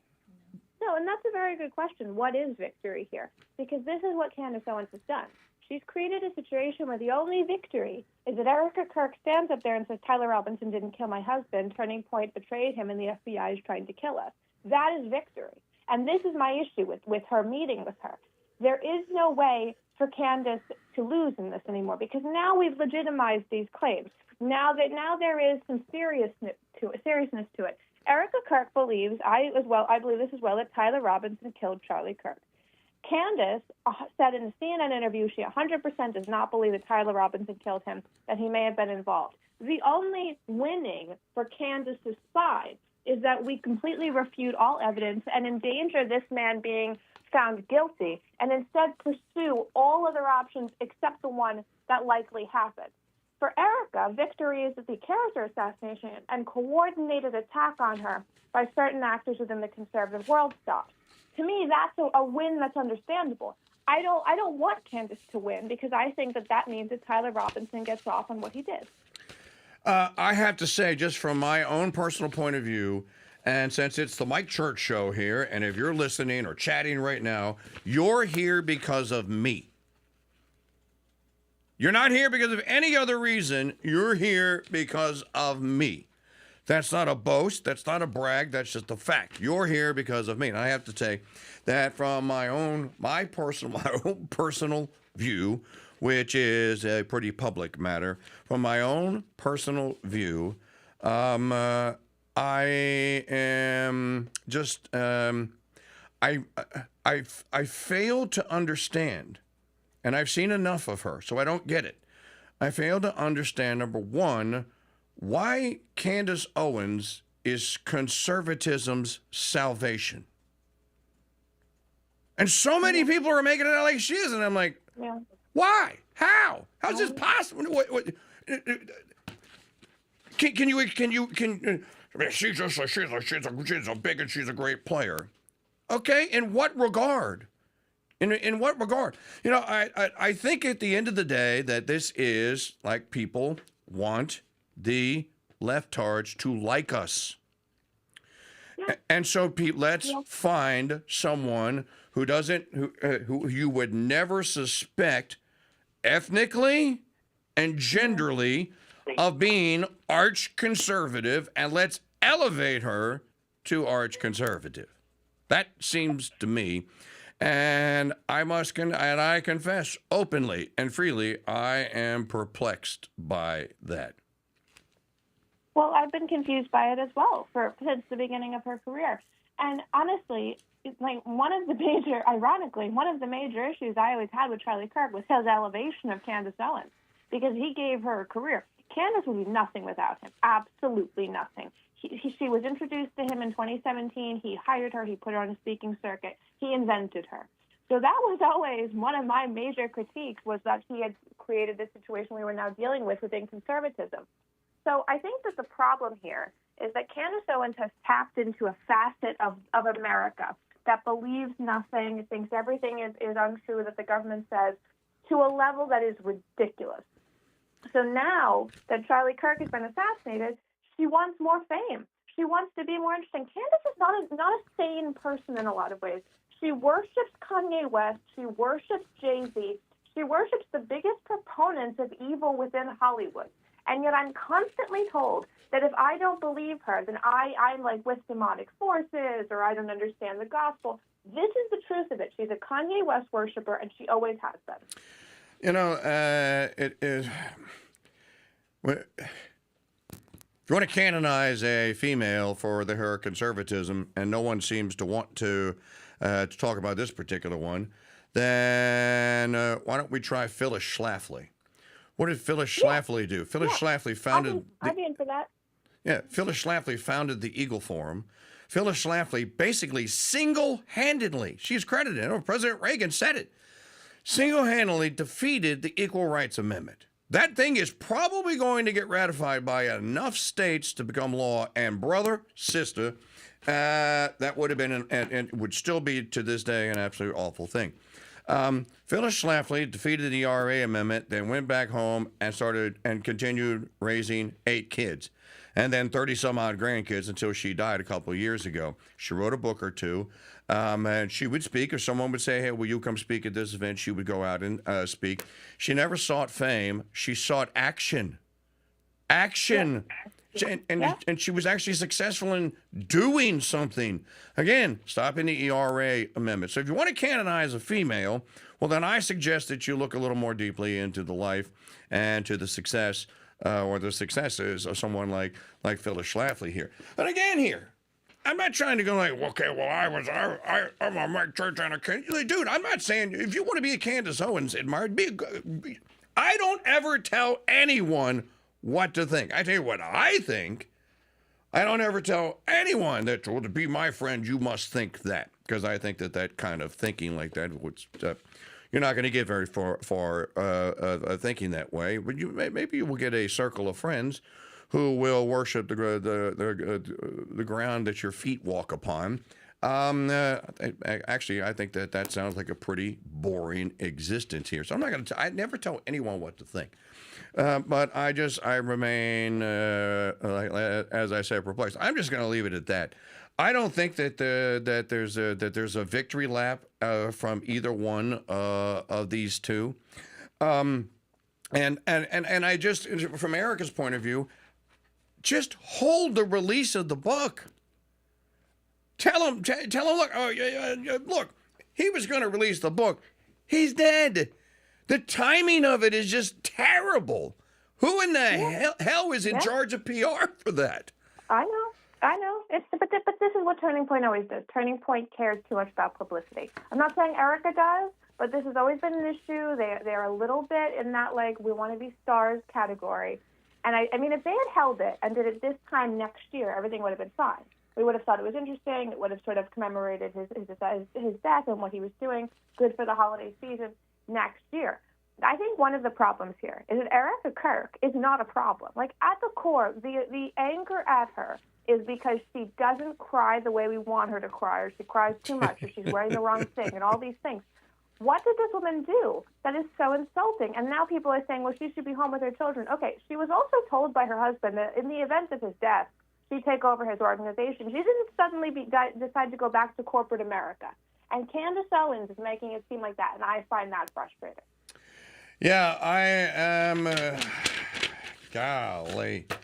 And I think today's conversation is just proof that this is just descending and descending and descending into a conversation now about personalities. Now it's not about conservatism anymore. It's about who you believe. Well, Erica's more believable. Okay, fine. No, Candace is more believable. Okay, fine. You know what, though, Magdalene? I think a lot of people don't really have not really considered what a conservative actual victory might actually look like, and or what conservative victories actually look like. And to me, they are always victories. What a conservative victory should look like is a victory for something that is traditional. And if something that is traditional is revived, if there is a turn back towards, let's just say, marriage and more women either working from the home or just not working at all, well, then that to me, that's a return to tradition. That's something that's a victory, right? I don't think personality wars are victories for if the cause is the kingship of Christ, then you would see kingship of Christ things. Like here, I proclaimed today, right, Glenn? I proclaimed it. I'll give it back to you. I'll say it again before we get off the air. Today is the Mike Church Show's Unconfirmed Sensational Claim Monday. All right. I'm going to give you an unconfirmed sensational claim. Are you ready? Yes. Donald Trump yesterday had an event at the White House. It was Gaudete Sunday for Catholics. He was wearing a rose-colored tie. He never wears rose-colored ties. My unconfirmed sensational claim is Trump has privately and secretly converted to Catholicism and just is practicing whatever version of the faith he's being taught in the White House secretly. But he's giving us public clues. He's writing these wonderful proclamations on Marian feast days. He's writing these proclamations on Michaelmas. He wrote something about St. Martin of Tours. So I think that the rose-colored tie on Gaudete Sunday was that's right, I'm a Catholic. I'm just not saying it because I don't want it to get in the way of my presidency, okay? So there is my unconfirmed sensational claim for Monday. How do you like it? I think it's a solid, unconfirmed, sensational claim. You know what? Spoken like a woman that wants to keep her gig. That is fantastically put, man. That is exactly what I would have said. It sounds like a perfect, unconfirmed, sensational claim. All right. Here, there's a final headline here. TSA whistleblower says she routinely saw Somalians flying out of Minneapolis airport carrying suitcases filled with millions of dollars in cash. A TSA whistleblower has come forward to say she routinely witnessed Somalian immigrants flying out of Minneapolis St. Paul International Airport carrying suitcases stuffed with millions of dollars of cash and fake passports. It seems so lackadaisical that these people could get through the airport with all that cash, the former TSA agent told Alpha News reporter Liz Collin. Time after time, it wasn't a one-time thing. She said it was very frustrating to see it when I was a TSA agent, and it's certainly frustrating now watching the state's administration. Elon Omar said yesterday, Magdalene, on a Clinton News Network show, that everyone knows that I came here when I was 12 and that I became a citizen when I was 17. I looked it up. U.S. Code says you can apply to be a citizen, but you must be at least 18 years of age. She's lying. She's lying on national television, and I want to know, why isn't someone doing something about it? Well, because I think that they don't necessarily want to get into it with her. If you think back to Laura Loomer tried for like 4 years to get people to acknowledge that Ilhan Omar allegedly married her brother for immigration fraud. Nobody listened to Laura Loomer, and I will tell you, I thought that was unfortunate because Loomer had done real deep journalism on that. Cut to like a year ago, suddenly it was like, oh, she did that, yeah, and she even sort of acknowledged it. Ilhan Omar stories have this weird thing where they get buried for like 3 to 4 years and then brought up. I don't know if that's the mainstream media, if it's just a lack of appetite, but the Somali focus is interesting because Trump has always wanted to stop Somalis from coming into the United States. I think the mainstream media doesn't talk about anything because they don't want the American people to hear from Trump about how dangerous and how unhelpful the Somali population in the U.S. has become. And I think that the more you have white leftards going on television proclaiming that all the world's problems, including this problem in Minnesota, are the white people that live there's fault. People love to talk about the Overton window shifting. I don't know if there is an Overton window for white guilt, but I think most people have reached it, and they're done. They don't care. You call me whatever name you want. I don't care. But I'm not jeopardizing my kids and my grandkids' future so that you can feel good about your worthless, useless, and accomplished and unsuccessful self. Which seems to me what's going on here. Look at Brown University. 800 surveillance cameras on that small campus, and not one single image of a guy or someone that went in there and murdered 2 people. Where's the story? 800. There's over 800. That's not even including all the students running around with smartphones, and not a single image. And they don't know. They have no clue who did this and why. Bull. Absolute bull. Yeah, it was very bad. And you know, one of the 2 that were killed, and I think there are 9 more that are either fighting for their life or in critical condition, was the vice president of the Brown Republicans. And it does seem that there is some belief that this person and a few others were targeted specifically. And I forget who it was, but there was not a young conservative, but somebody who works in conservative politics who went to Boston University's campus a few months back. And he was essentially saying, like, you should be afraid if you're a young conservative and it's known on a college campus. You should be very scared. And there was a lot of blowback because he said they want to kill you. And people were like, you can't say that, you can't acknowledge that. Cut to now, it does kind of feel like if we find out there was a targeting of this, that they do want to kill you. And that's something that's been building for years. Young conservatives are not safe on the vast majority of campuses.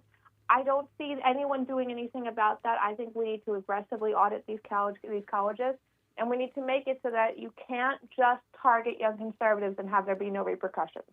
Yeah, and of course, you know, you had this horrific shooting on a beach in Sydney, Australia, which happens to happen at a Hanukkah festival. The 2 men that are responsible for the shooting are both Muslims. They're Orthodox Muslims. They legally obtained their weapons. And the blowback across the rest of the world now is you think that there's an increase in violent crimes that are committed against Muslims and all.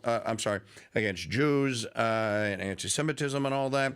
The one confirmed fatality that we have out of Brown is a young lady named Ella, who's a Catholic. She's a white girl, Catholic. Her priest eulogized her yesterday. Is there a war on? Is there a wave of anti-Christianity sentiment out there? And if there is, how come we don't hear anything about it? Well, there's definitely one. I mean, to me, that's not a question. I really do believe that. I see it everywhere. And I don't think we hear about it because I don't think young conservatives, aside from how we whine about what goes on in the young conservative world, we're not whiners in general. So we don't talk about life and what it really was like. But my generation of young conservatives made choices about which career they could have based on whether or not a leftist would run that industry or if it was a left-leaning industry. These are the choices we made. I don't think we complained enough. I think we were too resolute. We were too stoic about it, and I think this is the fallout of that. Well, there needs to be a principled stand against it now. And if you don't, then you're going to lose the entire. You're at a point, and I think some institutions are just beyond reform, short of their complete and total collapse. And then there is a purge, and almost like you have to reboot the whole thing. I really don't see how some of this, it took, some of this took 100 years for it to make its way completely through. And so that it is now in power and it's in control. Things that take that long to like take over are not easily uprooted. People think that you're just going to go in there and appoint the right person, and then all the bad people are just going to quit or they're going to leave. And go where and do what? You must understand this is a way of life for these people. DEI and affirmative action and professional race huckstering and all of the other stuff that goes along with it and being woke, that is a way of life. That is a vocation for these people. You can't, my point is you can't just turn it off. You wish that you could turn it off. Look, MSNBC canceled Joy Reid, said, look, you can't do what you're doing here anymore, and we're not going to pay you to do it. Did that shut her up? No, not at all. Not at all. It's baked in.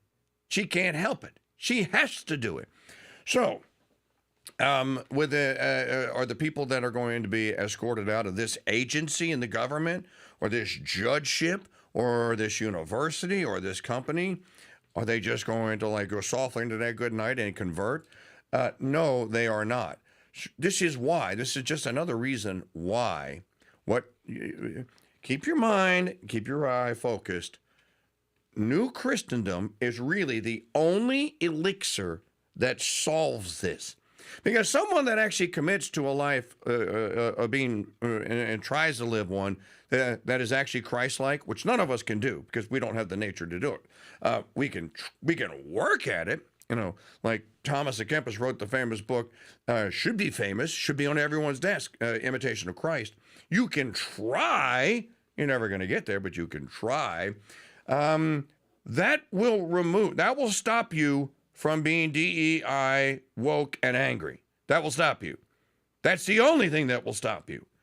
So this is I don't think people understand the scope and the gravity of the problem is my point. And thinking that you're going to solve this politically speaking, and I know there are a lot of people in our audience that don't think that they think that the Christian solution is the only solution. But certainly we're not a loud enough minority, and I think that we should be a loud minority. Well, I think that's true. And, the point you make about it's not a political solution is true. It's not. This is not even a cultural issue either. This is a parenting issue. It's an education issue. I think we've gotten very trapped in everything being about the culture. And culture war has become like the cheap thing to like campaign on in a lot of ways. And when we use it to sidestep talking about how do we utilize the Department of Education to have intellectual equality in terms of discussion of ideas in classrooms, like those are the kinds of things I want to hear now. I don't really want to hear that we're winning the culture war from someone running for Senate or the presidency. I want to hear I'm going to utilize the Department of Education to protect young conservatives from grade ducking by doing X, Y, and Z. All right. That'll wrap it up for us today. Magdalene, thank you very much. We'll see you tomorrow. Thank you. You're very welcome. I'm going to wrap the program up because I got a lot of catching up to do around here. Christmas shopping. Give the gift card, $20 or $50. Name, email address, $20. You're in. Your friend gets the gift of me and Brother Andre and Mike Parrott and Janet and Magdalene and everyone else. And Maggie. You get the Crusade channel. Worth the deal. We will even harass your friend to redeem the card. All you got to do is check the box and say, yeah. Bug him or her until they redeem the card. Second option, shop.mikechurch.com. This is at crusadechannel.com. This is at shop.mikechurch.com. Give the gift of the Founders Trade and Post Store a gift card and any amount. Look, even if they just buy coffee with it. You know someone that drinks coffee? Stop giving them Amazon and Chili's gift cards, for heaven's sake. Get them in the Founders Trade and Post Store. Look, you want to calculate what one bag of coffee costs and shipping. I'm going to round it off for you. $24.95. Get a gift card for $24.95. They get a bag of Capuchin Holy Roast, and we ship it to them. Now they know about the Founders Trade and Post Store, and they have the best coffee in the world. So don't tell me you don't know a coffee drinker. So stop with this, because we know that you're buying Amazon gift cards. All of you. Why not give a Founders Trade and Post gift card? Do you not know anyone that cooks? Beast and Butt Rub, same deal. The gift card works. Shop.mikechurch.com. Shop.mikechurch.com. All right, we'll see you tomorrow. If news breaks out today, we will break in. God bless you and Mary keep you.